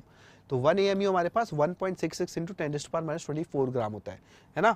एक कार्बन एटम को अगर मैं लेता हूं, उसका 1/12 पार्ट जो होता है मेरे पास, वो बच्चों क्या होता है, वो मेरे पास कहलाता है 1 AMU। स्टोइकियोमेट्री, हाँ बिल्कुल जो है स्टोइकियोमेट्री की बात करेंगे, चिंता मत करो। फिर देखो हमारे पास क्या होता है कि अगर हमारे आइसोटोप्स प्रेजेंट होते हैं, ठीक है, तो आइसोटोप्स का जो कॉम्पोजिशन होता है उसके बेसिस पे उनका एवरेज मास जो है वो निकाला जाता है। जैसे कि क्लोरीन के दो आइसोटोप्स हैं 35 और 37, जो कि 3:1 के रेशो में हमें मिलते हैं। तो 3:1 के रेशो में जब हमें ये मिलते हैं तो 35 इंटू 3 और 37 इंटू 1, इसको हम डिवाइड करेंगे 3 + 1 से, तो हमारे पास एवरेज मास आएगा 35.5। ये बच्चों हमारे पास एवरेज एटॉमिक मास निकालने का जो है वो तरीका होता है। ठीक है, ये कब आप यूज करेंगे? जब आइसोटोप्स प्रेजेंट होते हैं, आइसोटोप्स आपके पास प्रेजेंट। नेक्स्ट बच्चों, एटॉमिक मास के बेसिस पे आप किसी मॉलिक्यूल का मॉलिक्यूलर मास डिफाइन कर सकते हैं। That would be the sum of the masses of all the atoms. जैसे कि हाइड्रोजन का अराउंड 1 होता है, 4 हाइड्रोजन है मीथेन में, तो 4 U, और एक कार्बन का 12 होता है, तो टोटल 16 U हम मीथेन के मॉलिक्यूल का मास जो है वो बोलते हैं। फिर फॉर्मूला मास भी होता है बच्चों। फॉर्मूला मास तब यूज करा जाता है जब हमारे पास आयोनिक कंपाउंड होते हैं, जैसे सोडियम क्लोराइड। सोडियम क्लोराइड एक आयोनिक कंपाउंड है, तो उसका मास जो होगा वो फॉर्मूला मास कहलाता है। और फॉर्मूला मास, मॉलिक्यूलर मास और एटॉमिक मास, इन सभी चीजों को अगर मैं ग्राम्स में एक्सप्रेस करता हूं तो वो मेरे पास क्या कहलाता है? मोलर मास कहलाता है। तो अगर मैं जैसे NaCl की बात करता हूं, तो एक Na+ का आयन जो होता है उसका मास होता है 23, एक Cl- का होता है 35.5। इन दोनों का अगर सम कर दूंगा तो 58.5 देखो मेरे पास निकल के आता है। ये फॉर्मूला मास है। ऐसा हम क्यों बोलते हैं आयनिक कंपाउंड्स के बारे में? बिकॉज आयनिक कंपाउंड में मॉलिक्यूल नहीं होते। आयोनिक कंपाउंड में मॉलिक्यूल नहीं होते, आयंस जो है वो हमारे पास एग्जिस्ट कर रहे होते कंबाइंड फॉर्म में। बहुत सारे आयंस एक साथ कंबाइंड फॉर्म में हमारे पास एग्जिस्ट कर रहे होते हैं। ठीक है जी, चलिए अब आ जाते हैं बच्चों मोल कंसेप्ट पे और मोलर मासेस पे। तो इसके आगे आपके पास कैलकुलेशंस वाला पार्ट स्टार्ट हो जाता है, तो इसको ध्यान से सुनते रहिएगा। तो मोल कंसेप्ट बच्चों हमारे पास क्या कहलाता है? मोल कंसेप्ट हमारे पास सिंपल कंसेप्ट है, जो कि ये बोलता है कि किसी भी सब्सटेंस के 6.022 इंटू 10⁻23 एलिमेंट्री एंटिटीज को एक मोल बोला जाएगा। ठीक है, ये हमारे पास क्या हो सकता है? ये हमारे पास एटम भी हो सकता है, ये हमारे पास मॉलिक्यूल भी हो सकता है, ये हमारे पास कुछ भी हो सकता है। 6.022 इंटू 10⁻23 एंटिटीज को 1 मोल बोला जाएगा। और ये जो मास होगा इतनी एंटिटीज का, उसको मोलर मास बोला जाएगा। तो जब हम बोलते हैं कि मोलर मास ऑफ पानी क्या है, तो H2O का मॉलिक्यूलर मास बच्चों कितना होता है? ये होता है 2U + 16U, that is 18U। ठीक है, तो जो मॉलिक्यूलर मास होता है, अगर इसी को आप ग्राम्स में लिख देते हैं, इन ग्राम्स, तो 18 ग्राम आता है। सो this is your molar mass. तो किसी भी सब्सटेंस के एटॉमिक मास, मॉलिक्यूलर मास या फॉर्मूले मास को अगर आप ग्राम्स में लिख देते हैं तो वो उसका मोलर मास कहलाता है। Molar mass is the mass of 1 mole substance. ठीक है, इसको आप ध्यान से देख लो।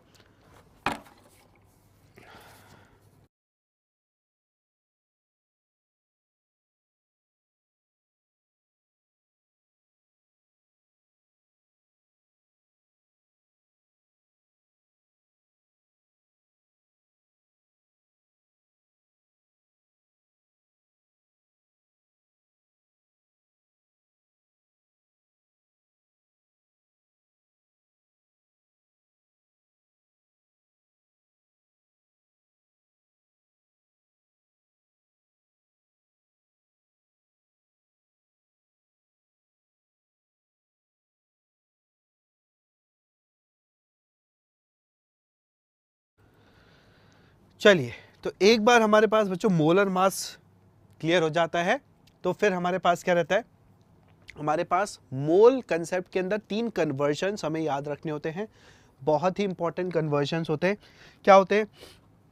अगर हमें किसी भी चीज का मास पता है तो उसके मोलर मास से डिवाइड करने पर नंबर ऑफ मोल निकलते हैं, ठीक है। जैसे कि अगर मैं H2O की बात करूं, H2O का 36 ग्राम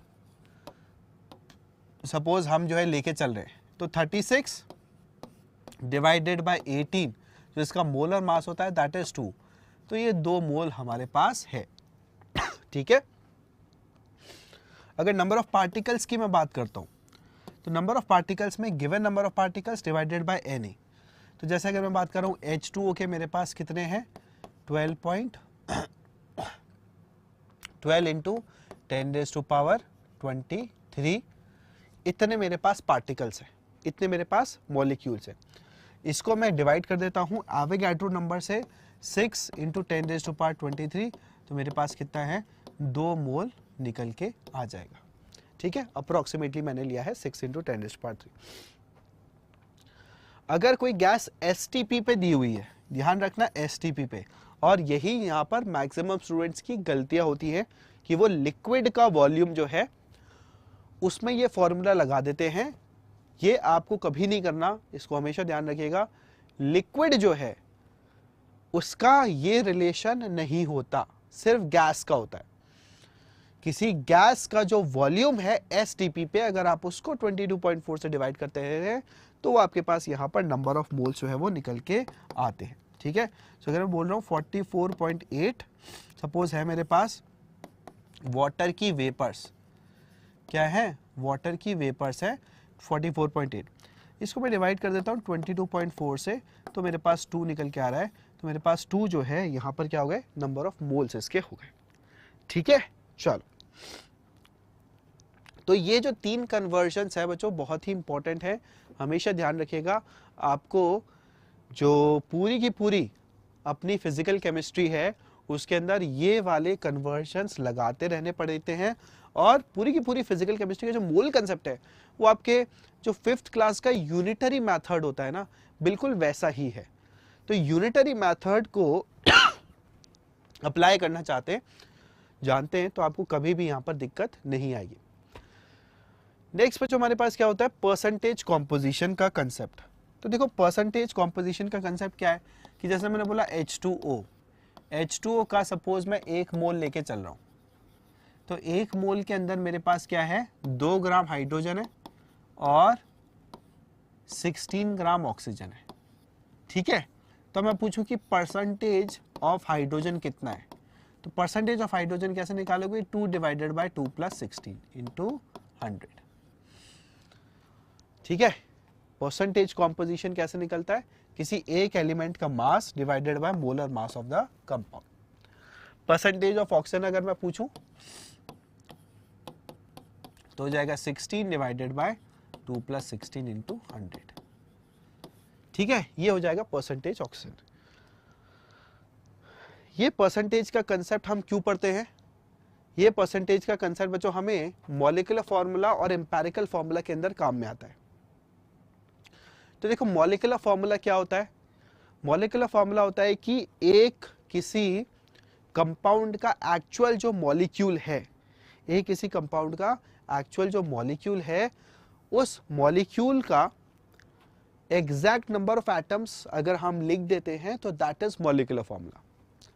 सो फॉर एग्जांपल यहां पर हमारे पास सपोज 1 2 3 4 5, ठीक है, और एक हमारे पास 6 कार्बन है।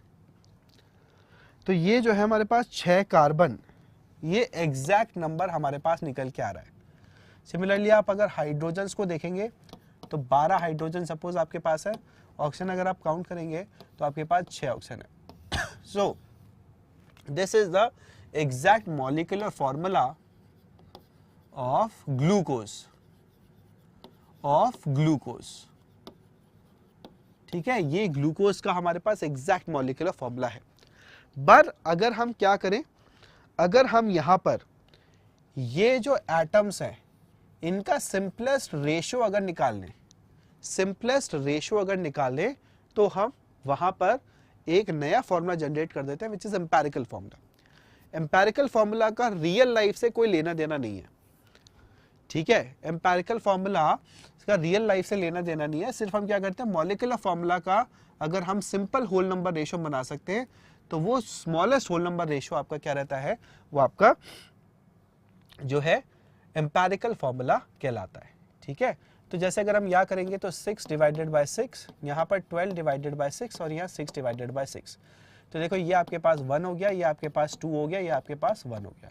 सो what we get here is C1H2O1। So this is the empirical formula, है ना, ये आपका एम्पेरिकल फॉर्मूला हो गया। और यहाँ पर हमने इसको निकाला कैसे, हमें दिख रहा था कि 6 से अगर हम डिवाइड कर देते हैं तो अपने पास सबसे छोटे नंबर्स यहाँ पर आ रहे हैं, दैट इज एलसीएम से आप डिवाइड कर दो, लीस्ट कॉमन मल्टीपल से आप जो है यहाँ पर डिवाइड कर रहे हैं। सो इससे आपके पास यहाँ पर कितना निकल के आ रहा है, ये फॉर्मूला निकल के आ रहा है। तो यहाँ पर n आपके पास क्या हो गया, n आपके पास 6 आ जाता है। ठीक है, n आपके पास 6 आ जाता है।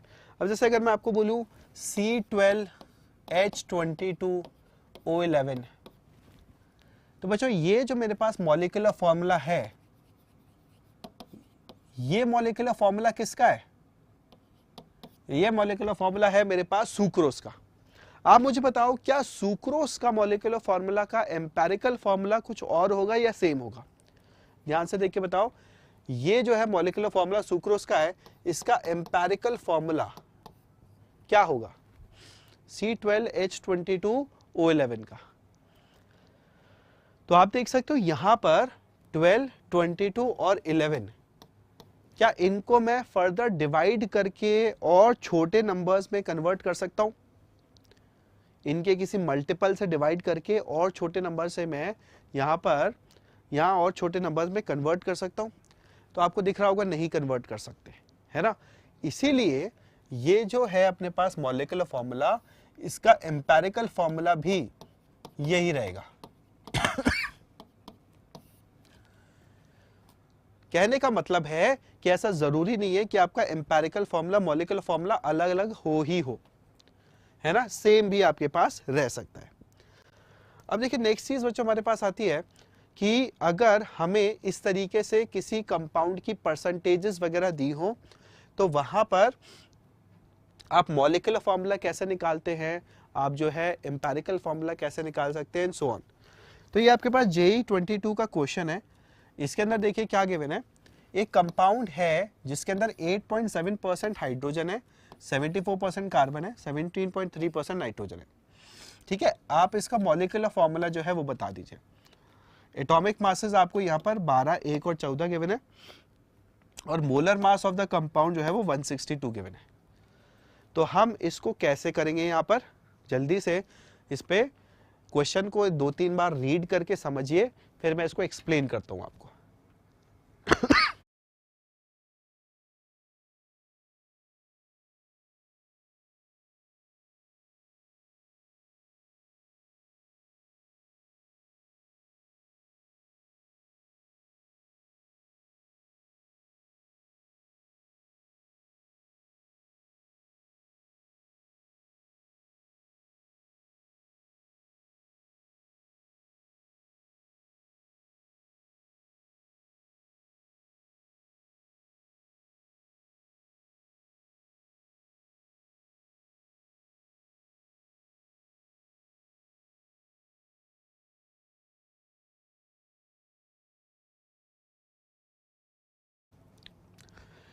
चलिए, तो आई होप बच्चों आपने यहाँ पर क्वेश्चन जो है वो ढंग से पढ़ लिया है। इस क्वेश्चन को मैं जल्दी से आपको एक्सप्लेन कर देता हूँ। देखो क्या क्या है।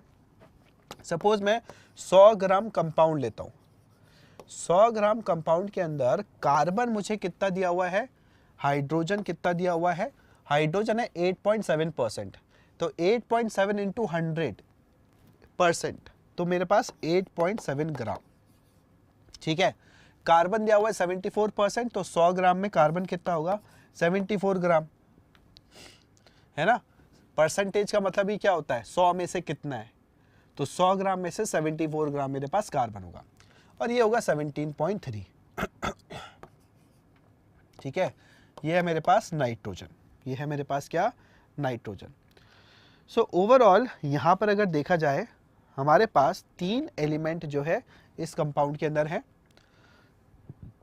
अब ये बोला जा रहा है कि भाई आप ये बता दो कि इसका मॉलिक्यूलर फॉर्मूला क्या होगा। तो मॉलिक्यूलर फॉर्मूला जो है, अगर हम परसेंटेज गिवन है उससे मॉलिक्यूलर फॉर्मूला कैसे निकालते हैं, इसके कुछ स्टेप्स होते हैं।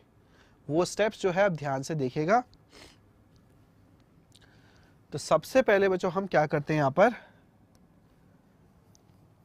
सबसे पहले हम इन परसेंटेजेस को इस तरीके से लिखते हैं, ठीक है। तो देखिए अब आपके पास है 74 ग्राम, 17.3 ग्राम और 8.7 ग्राम। 74% का मतलब 74 ग्राम, ठीक है, यहाँ 17.3 ग्राम, तो 100 ग्राम। अगर मैं 100 ग्राम कंपाउंड ले रहा हूं तो मेरे पास कार्बन होगा 74 ग्राम उसमें। अब मैं क्या करूंगा, उसके नंबर ऑफ मोल्स निकाल लूंगा। क्या कराऊंगा, नंबर ऑफ मोल्स। तो नंबर ऑफ मोल्स बच्चों कैसे निकालते हैं, weight divided by what, molar mass. Carbon का मोलर मास कितना होता है 12, नाइट्रोजन का मोलर मास कितना होता है 14, हाइड्रोजन का कितना होता है 1। तो 17.3 ये जो ग्राम्स थे इसको मैंने मोलर मास से डिवाइड करा तो मेरे पास 1.23 आया, और हाइड्रोजन के केस में मेरे पास यहाँ पर 8.7 आया, ठीक है। अब हम क्या करेंगे यहाँ पर, अब हमारे पास ये 3 नंबर आ गए, 6.16, 1.23 और 8.7। अब हम क्या करेंगे, यहाँ पर जो सबसे छोटा नंबर है वो 1.23 है ना, ये अपने पास स्मॉलेस्ट नंबर है। तो हम 1.23 से इन तीनों नंबर को डिवाइड कर देंगे। हमारे पास कितना है, 6.16 को 1.2 से डिवाइड करेंगे अप्रोक्सीमेटली 5, 1.23 को 1.2 से अप्रोक्सीमेट मतलब 1 होगा, 8.7 को 1.23 से 7 आएगा।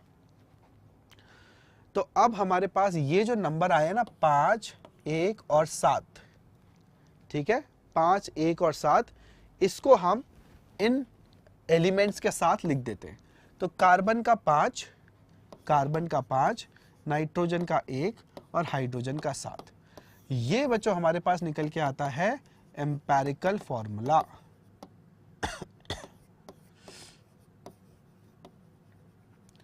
ये निकल के आता है कंपाउंड का एम्पेरिकल फॉर्मूला।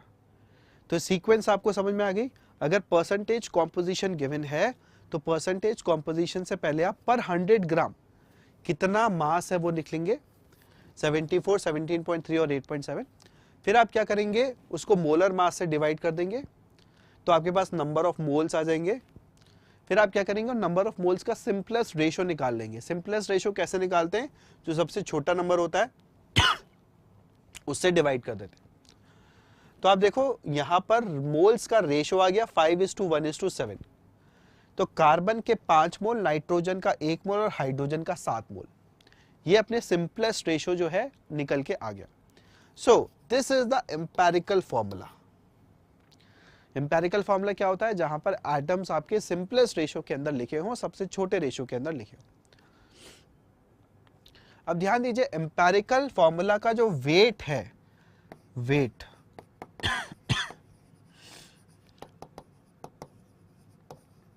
तो ये जो कंपाउंड है मेरे पास, ठीक है, ये कंपाउंड का एम्पेरिकल फॉर्मूला है C5N1H7।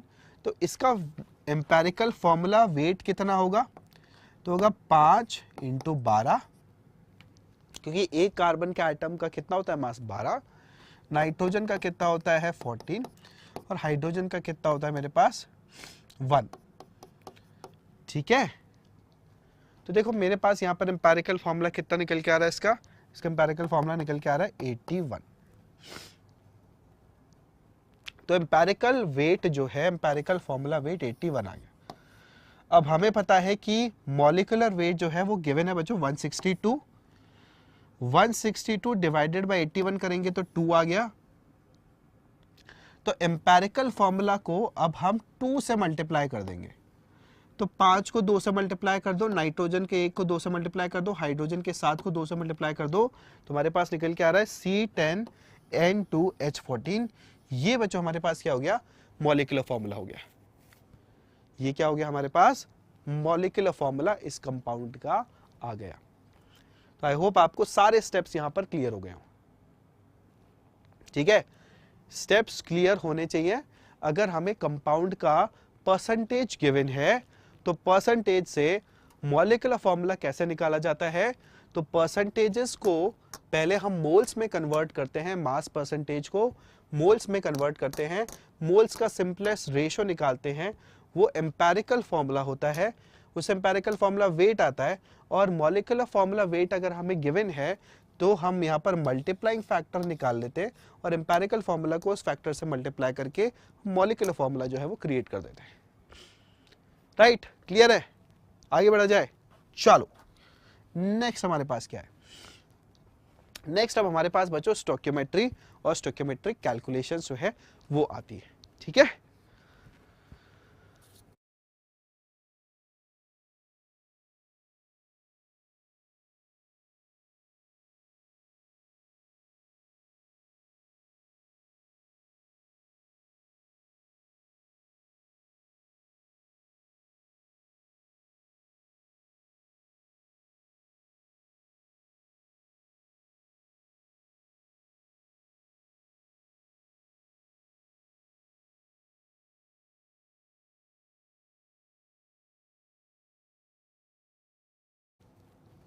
अब देखिए बच्चों स्टोइकियोमेट्री हमारे पास क्या होता है। Let's look at this. Stoichiometry हमारे पास क्या होता है, तो जो हमने अभी तक मोल कंसेप्ट पढ़ा वो हमने इंडिपेंडेंट कंपाउंड्स के ऊपर पढ़ा। अब जब कंपाउंड्स या एलिमेंट्स रिएक्शन में पार्टिसिपेट करते हैं तो कितने रेशो के अंदर जो है आपके आते हैं, कितने रेशो के अंदर वो आपके जो है रिएक्ट करते हैं, ये स्टोइकियोमेट्री कहलाता है। स्टोइकियोमेट्री जो टर्म है वो आपके किसी केमिकल रिएक्शन में किस रेशो में आपके कंपाउंड्स रिएक्ट करते हैं इसे हमें बताता है। सो जैसे कि अगर मैं बोलूं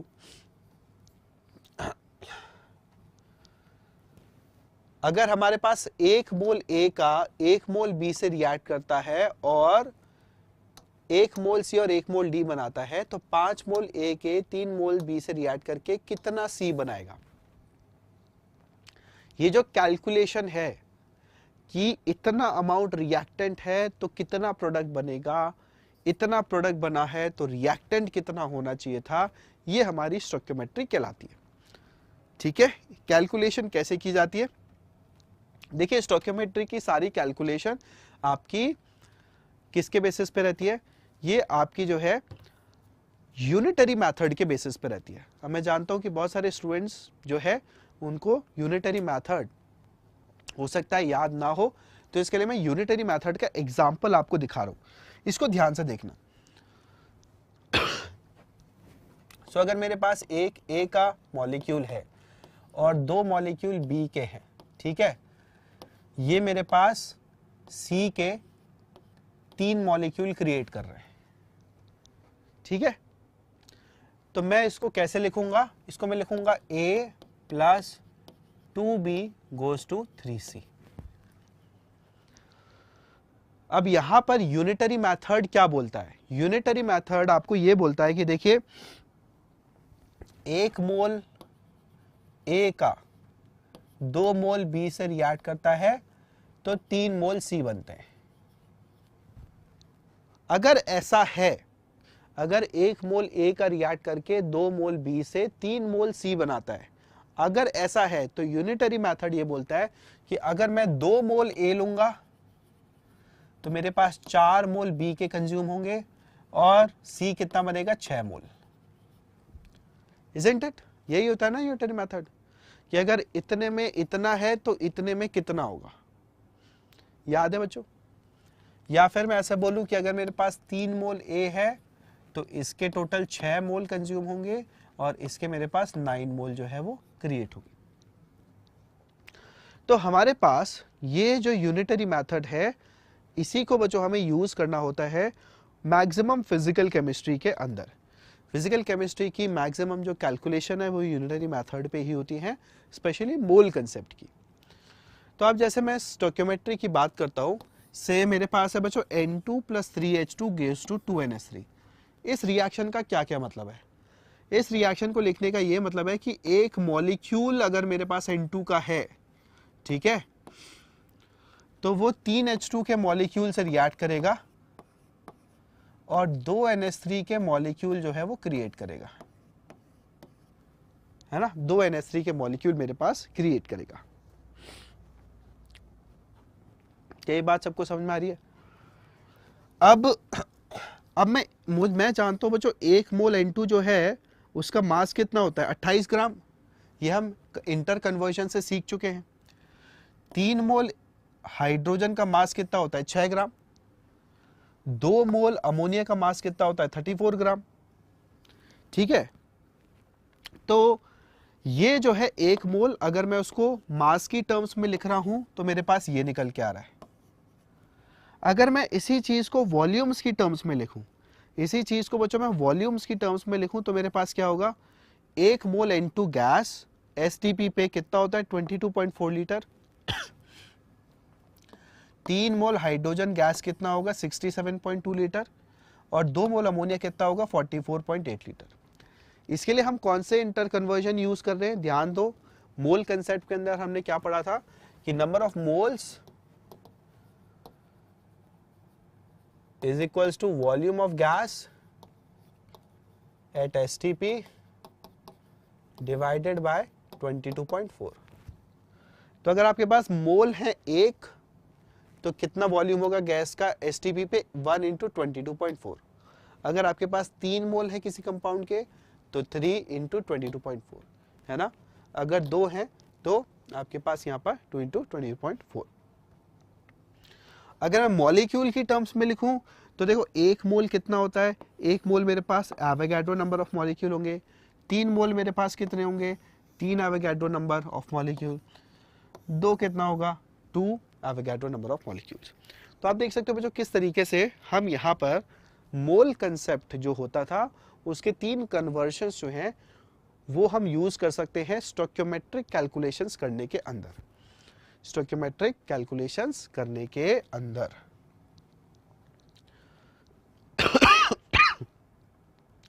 अब सपोज हमने एक बार ये लिखना सीख लिया, ठीक है,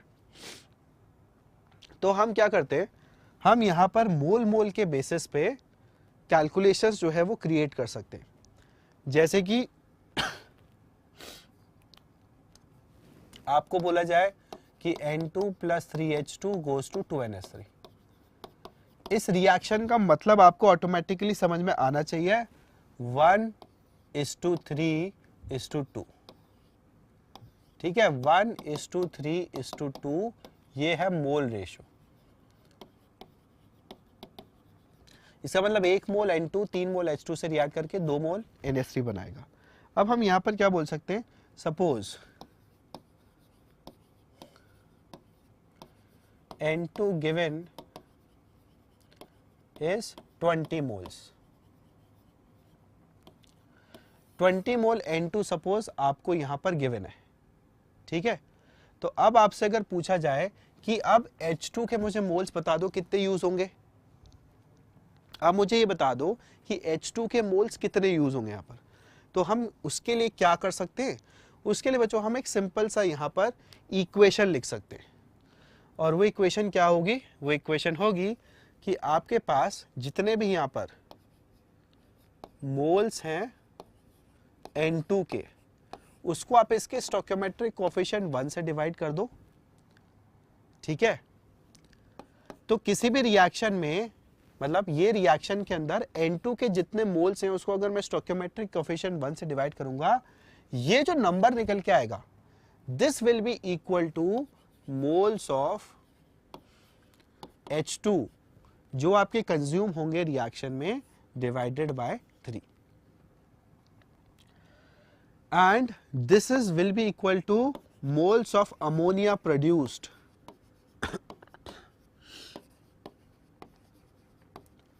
डिवाइडेड बाय 2।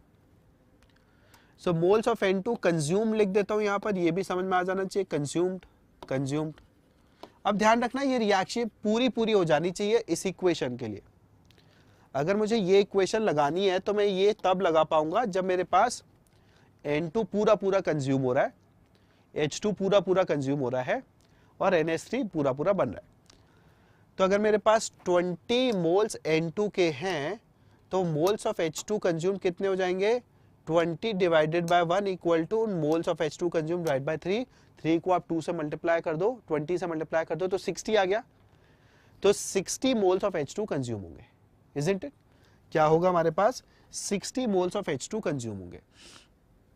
इसी को मैं यूनिटरी मेथड बोल सकता हूं कि 1 से 3 1 N2 के मोल से 3 H2 के मोल रिएक्ट कर रहे हैं, तो 20 से कितने करेंगे? 20 इंटू 3, है ना, यूनिटरी मेथड है।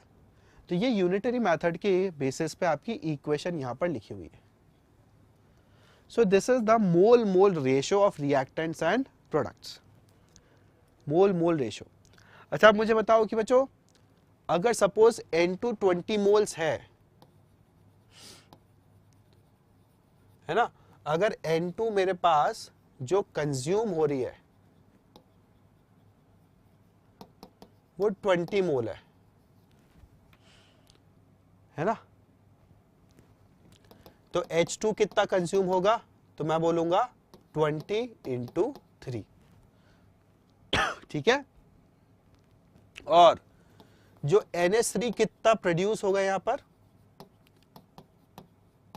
तो इस इक्वेशन के बेसिस पे देखो, N2 अगर 20 है तो 20 divided by 1 is equals to NH3 produce divided by 2, तो 2 इंटू 40, तो कितना हो गया मेरे पास यहां पर? 40 मोल्स, ठीक है। यहां पर ग्राम में IIT यात्रा ने लिख दिया ग्राम, ठीक है। अगर ग्राम मोल लिख रहे हो तो सही है, बट ग्राम गलत है। मोल्स के अंदर तुम ये कैलकुलेशन लिख सकते हो, मोल्स के अंदर ही कैलकुलेशन लिखते हो। ये कैलकुलेशन वेट के लिए नहीं होती है, मास के लिए नहीं होती है, मोल्स के लिए होती है ना, मोल्स के लिए। बिकॉज यूनिटरी मेथड जो है वो सिंपल नंबर्स का गेम होता है, उसके अंदर मास वगैरह इन्वॉल्व नहीं कर सकते। मास इन्वॉल्व करोगे तो फिर फंडा चेंज हो जाता है ना।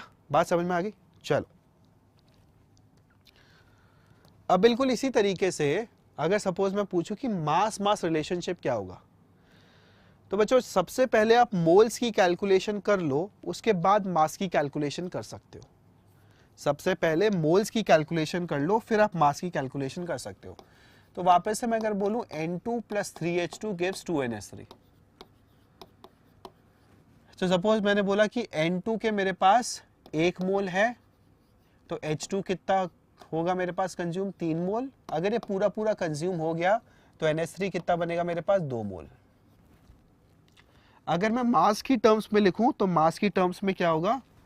1 mole into molar mass, that is 28 gram N2। It reacts with H2, H2 कितना? 3 इंटू 2, दैट इज 6 ग्राम। और इससे NH3 कितना बनेगा? NH3 आपके पास कितना हो गया? 2 मोल, तो 2 इंटू यहां पर मास, मोलर मास हो गया 17, सो दैट इज 34 ग्राम। तो 28 ग्राम N2 और 6 ग्राम H2 ये रिएक्ट करके 34 ग्राम NH3 बनाते हैं। तो बच्चों हमारे पास कभी भी मास के अंदर आपसे कैलकुलेशन पूछी जाए कि रिएक्टेंट का कितना मास कंज्यूम हुआ है, प्रोडक्ट का कितना मास बना है, तो आप सबसे पहले मोल्स की कैलकुलेशन करेंगे, फिर मास पे जाएंगे। डायरेक्टली मासेस में आप स्टोइकियोमेट्री का कैलकुलेशन नहीं करते, डायरेक्टली मासेस के बेसिस पे आप स्टोइकियोमेट्री का रिएक्शन नहीं लिखते हैं।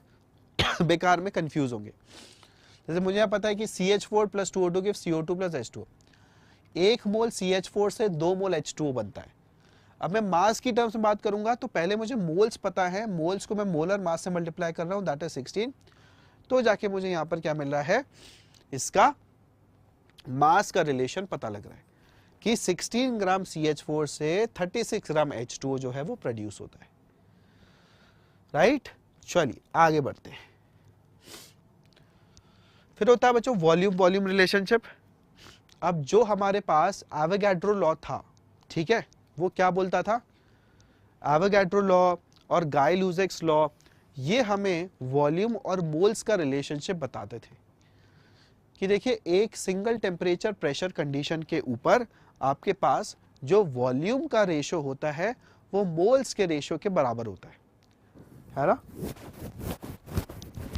तो अगर मैं बोल रहा हूं कि 2CO plus O2 gives CO2, 2CO plus O2 gives CO2, तो इसके अंदर जो मेरे पास मोल्स हैं वो कितने हो जाएंगे, 2 मोल, 1 मोल, ठीक है। तो अगर मैं इसको अब वॉल्यूम में कन्वर्ट करूंगा तो वॉल्यूम में क्या होगा, 44.8। कैसे, 2 मोल को मैं किससे मल्टीप्लाई कर दूं, 2 को मल्टीप्लाई करता हूं 22.4 से तो 44.8 आ गया। 1 मोल को मल्टीप्लाई करता हूं 22.4 से, मेरे पास 22.4 आ गया, ठीक है। तो इस तरीके से हमारे पास यहाँ पर इन वॉल्यूम्स का, है ना, वॉल्यूम्स का रिलेशन अब हमारे पास निकल के आ गया कि 44.8 लीटर CO 22.4 लीटर ऑक्सीजन से रिएक्ट करेगी। तो ये हमारे पास रिलेशन सबके सब मोल्स के बेसिस पे ही हैं, सबके सब मोल्स के बेसिस पे हमारे पास निकल के आ रहे हैं, ठीक है। चलो आगे चलते हैं। अब आता है कंसेप्ट बच्चों लिमिटिंग रिएजेंट का, कि सर ये लिमिटिंग रिएजेंट हमारे पास क्या होता है, क्या कंसेप्ट होता है, इसको ध्यान से सुनना। बहुत सिंपल सा कंसेप्ट है। देखो अभी तक हमने ये पढ़ा कि N2 plus 3H2 gives 2NH3। इसके अंदर हमेशा क्या होगा, सपोज मैं बोल रहा हूं कि रिएक्शन स्टार्टेड,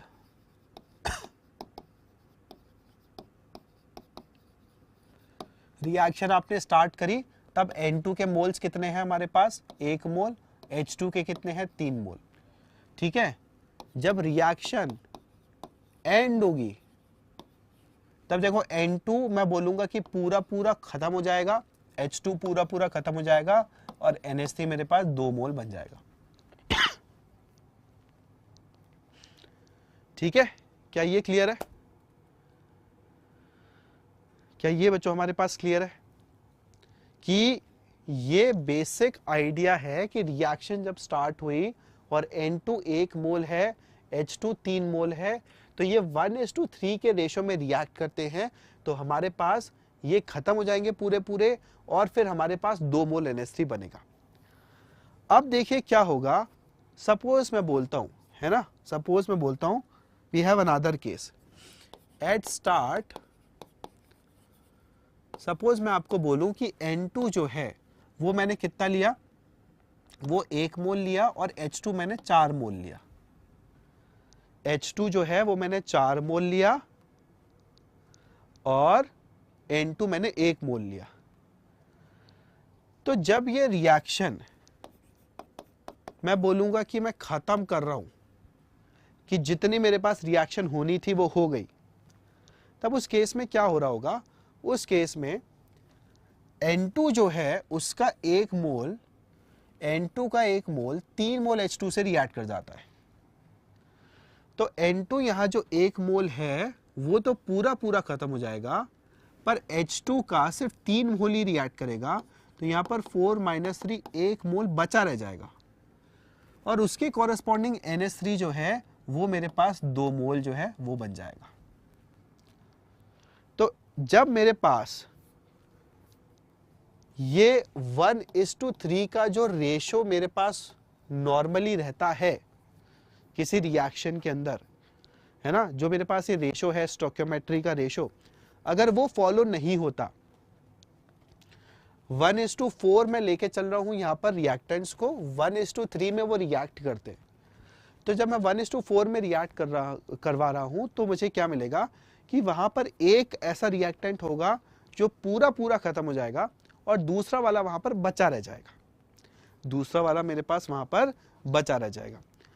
तो जो यहां पर पूरा पूरा खत्म हो जाएगा उसको क्या बोला जाएगा, उसको बोला जाएगा लिमिटिंग रिएजेंट। ऐसा रिएजेंट जो रिएक्शन को लिमिट कर रहा है, ऐसा रिएजेंट जिसकी वजह से रिएक्शन जो है वो खत्म हो रही है, ऐसा रिएजेंट जिसके खत्म हो जाने पर रिएक्शन खत्म हो गई, ये होता है बच्चों हमारे पास लिमिटिंग रिएजेंट, ठीक है, ये होता है limiting reagent. So here N2 is consumed fully, ठीक है, so it is a limiting reagent.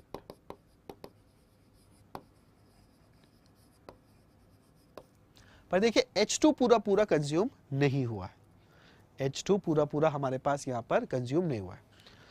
तो सर ये चीज जो है लिमिटिंग रिएजेंट की, क्या ये इंपॉर्टेंट है?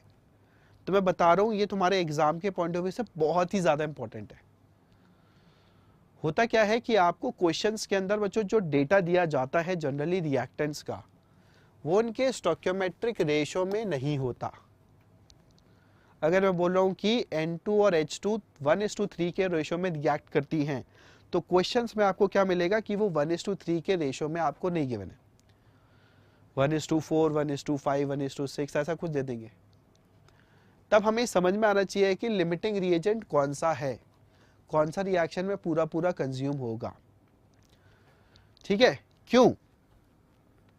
बिकॉज जो लिमिटिंग रिएजेंट होता है उसी के बेसिस पे आपका प्रोडक्ट का अमाउंट बनता है। जो लिमिटिंग रिएजेंट होता है उसी के बेसिस पे आप बोलोगे प्रोडक्ट बनाए।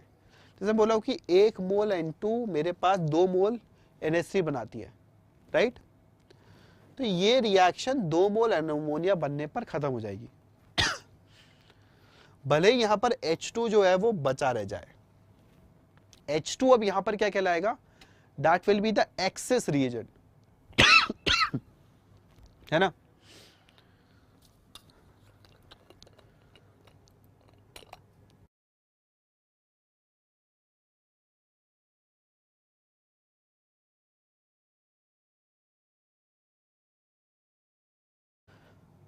राइट?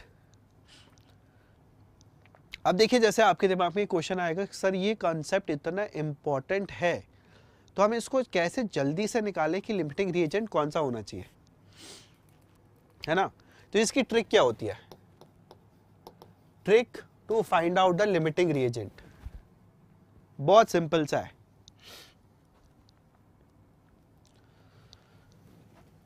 तो आप क्या करेंगे, जैसे N2 + 3H2 gives 2NH3, इसमें सपोज आपको गिवन मोल कितने हैं? सपोज आपको गिवन मोल्स हैं 10 और 20, ठीक है। सपोज आपको किसी रिएक्शन में बोला गया कि N2 और H2 को हम रिएक्ट करा रहे हैं, N2 के 10 मोल लिए, हाइड्रोजन के 20 मोल लिए, तो अब बताइए अमोनिया कितना बनेगा? तो आप क्या बोलेंगे कि प्रोडक्ट जो है उसका अमाउंट हम लिमिटिंग रिएजेंट के बेसिस पे रखते हैं, हम लिमिटिंग रिएजेंट के बेसिस पे निकालते हैं, ठीक है। तो लिमिटिंग रिएजेंट हमारे पास यहां पर क्या होगा? लिमिटिंग रिएजेंट हमारे पास कैसे निकलेगा? बहुत सिंपल सा फंडा है। How to find out the limiting reagent? Limiting reagent कैसे निकाला जाए? लिमिटिंग रिएजेंट निकालने का सिंपल तरीका है कि आप 10 को 1 से डिवाइड कर दीजिए और इस 20 को 3 से डिवाइड कर दीजिए, ठीक है। अब देखिए यहां पर सबसे छोटा नंबर कौन सा है? देखिए 10 को 1 से डिवाइड करा तो 10 आया और 20 को 3 से डिवाइड करा तो मेरे पास कितना आया? 6 पॉइंट समथिंग कुछ आया। तो 6.6 छोटा है ना, 6.6 स्मॉलर है, तो इसका मतलब है H2 जो है बच्चों मेरे पास वो लिमिटिंग रिएजेंट हो गया। H2 जो है वो लिमिटिंग रिएजेंट मेरे पास यहां पर हो गया। सो H2 is the limiting reagent. तो आप क्या करेंगे? लिमिटिंग रिएजेंट आपको हमेशा चेक करना होता है क्वेश्चंस के अंदर, और उसको निकालने का बहुत ही सिंपल सा तरीका है कि आपके पास जितने मोल्स गिवन हैं किसी भी रिएक्टेंट के, उसको डिवाइड कर दीजिए किससे? आप उसको डिवाइड कर दीजिए स्टोइकियोमेट्रिक कोएफिशिएंट से। जहां पर आपके पास नंबर छोटा आ जाए वो कंपाउंड आपके पास लिमिटिंग रिएजेंट है। ठीक है। अब आपसे अगर पूछा जाए कि अब मुझे बताइए कि ये रिएक्शन जब खत्म होगी तो क्या बचेगा क्या नहीं बचेगा, तो आप बोलेंगे कि लिमिटिंग रिएजेंट जो है सर जैसे H2 है वो तो पूरा पूरा खत्म हो जाएगा।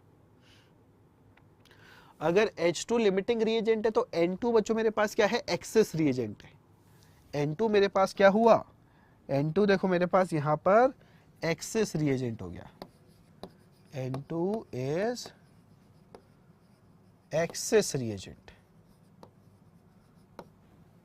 ठीक है। तो जो मेरे पास NH3 होगा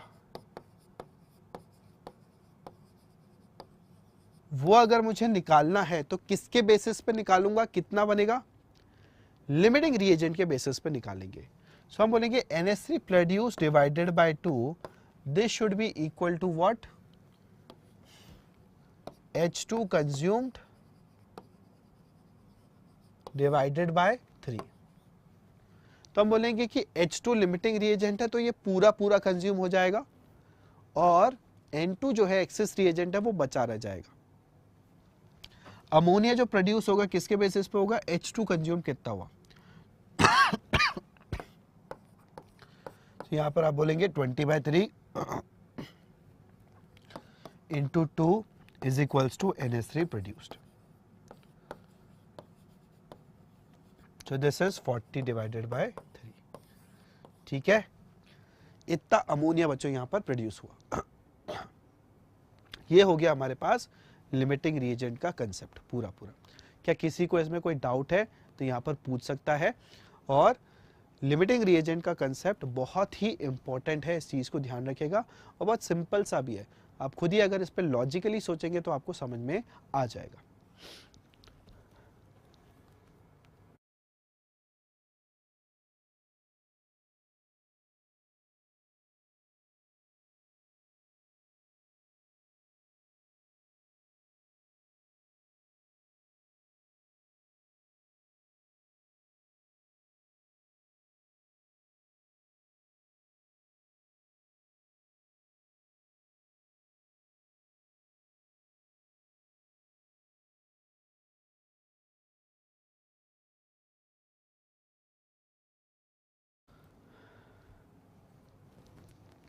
DPP ऐप पर आपको मिल जाएगा बिल्कुल प्रैक्टिस प्रॉब्लम, आप खुद से जो है वहाँ पर बहुत सारी प्रैक्टिस प्रॉब्लम अवेलेबल है, खुद से आप जाके ढूंढ सकते हो, खुद से जाके ढूंढ सकते हो, सब आपको वहाँ पर मिल जाएगा।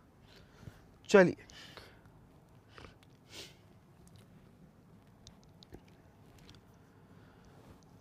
क्वेश्चन करते हैं बच्चों, एक JEE मेन 2015 का क्वेश्चन है।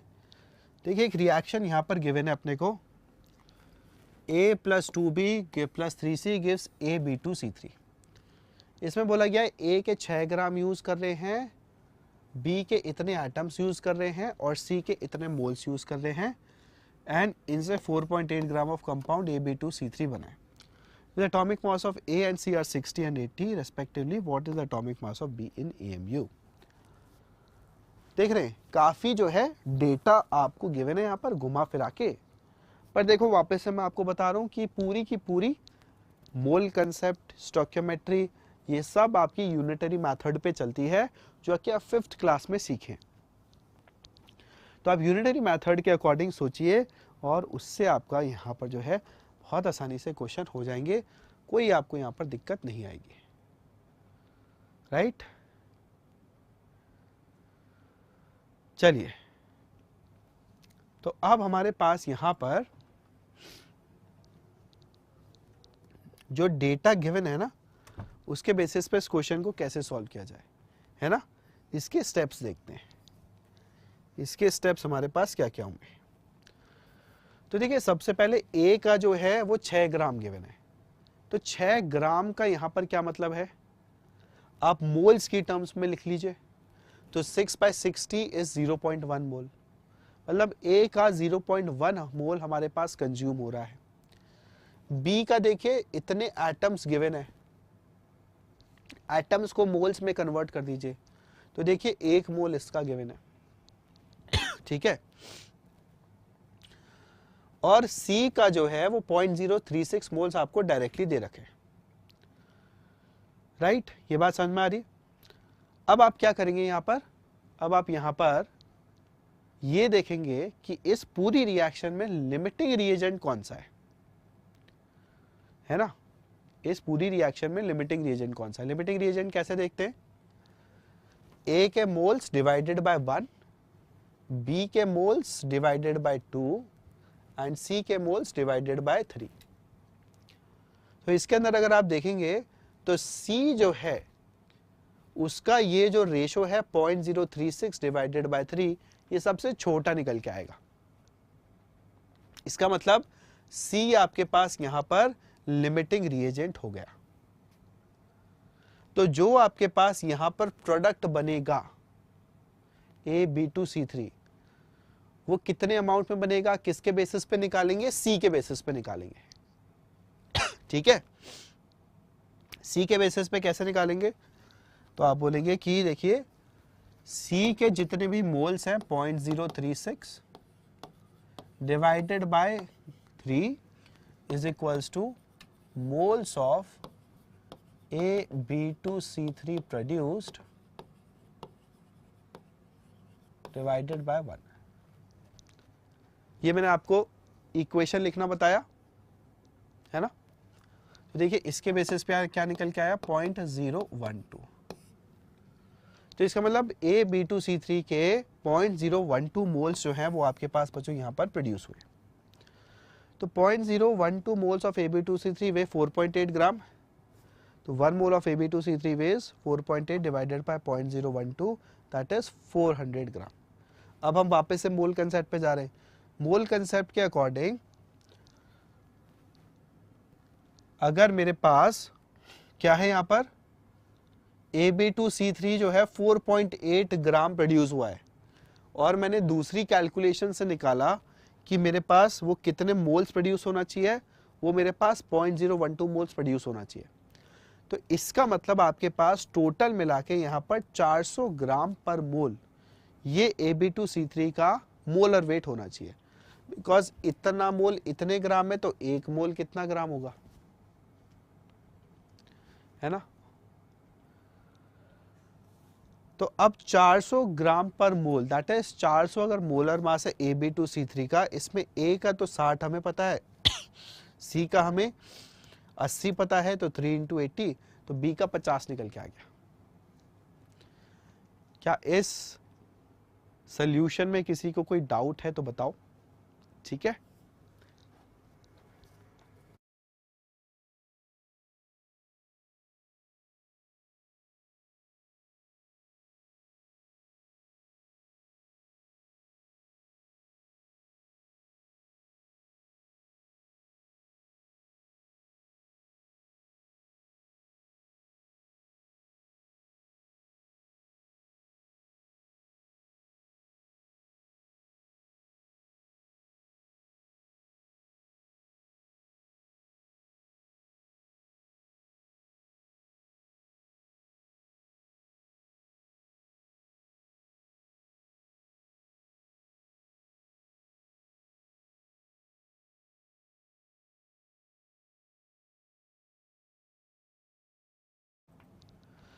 अब एंड में बच्चों हमारे पास आता है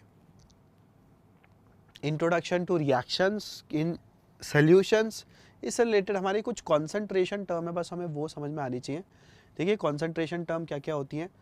एक होता है मास परसेंट। मास परसेंट क्या होता है, mass of solute divided by mass of solution into 100। जैसे कि अगर मैं बोल रहा हूँ 10% weight by weight solution of sodium chloride, इसका क्या मतलब होगा, 10 ग्राम सोडियम क्लोराइड 90 ग्राम पानी में है, तो टोटल मिला के हमारे पास 10 ग्राम सोडियम क्लोराइड जो कि सल्यूट है वो 100 ग्राम सोल्यूशन के अंदर हमारे पास है, ठीक है। यस, चलिए वॉल्यूम परसेंटेज बच्चों हमारे पास क्या होता है, volume of solute divided by volume of solution. बिल्कुल सिमिलर सी चीज हमारे पास जो है, यस, ठीक है।